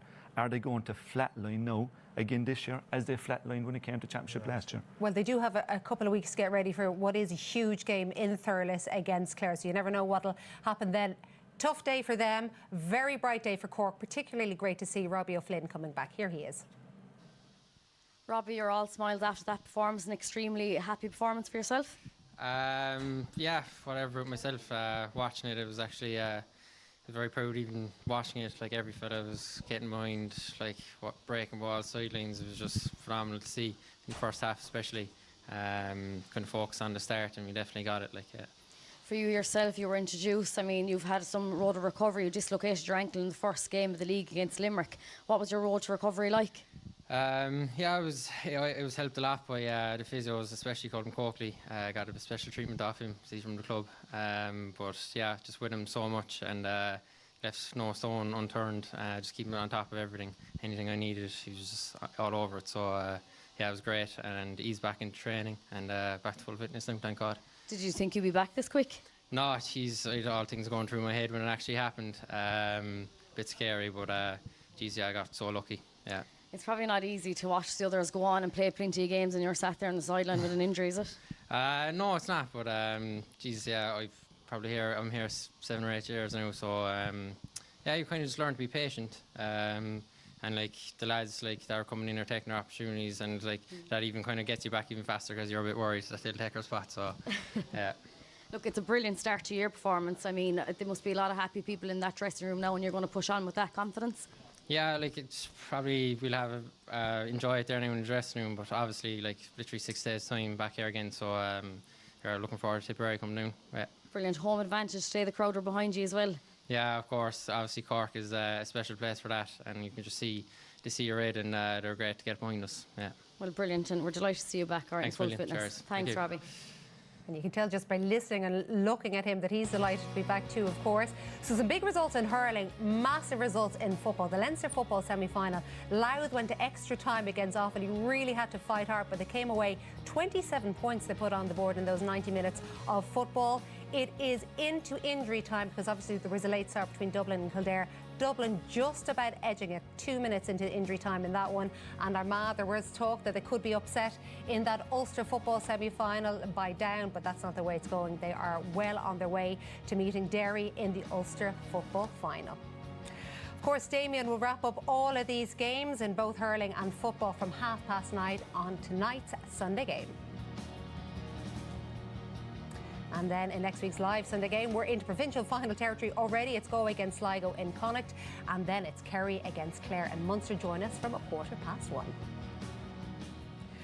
But that is all we have time for at Páirc Uí Chaoimh. Big thank you to Donal Logue and to Jackie for the time, and to Chaoimh Harnedy for joining us as well. Hard to believe that so much has already happened in this championship, and it's not even yet May. Bye-bye.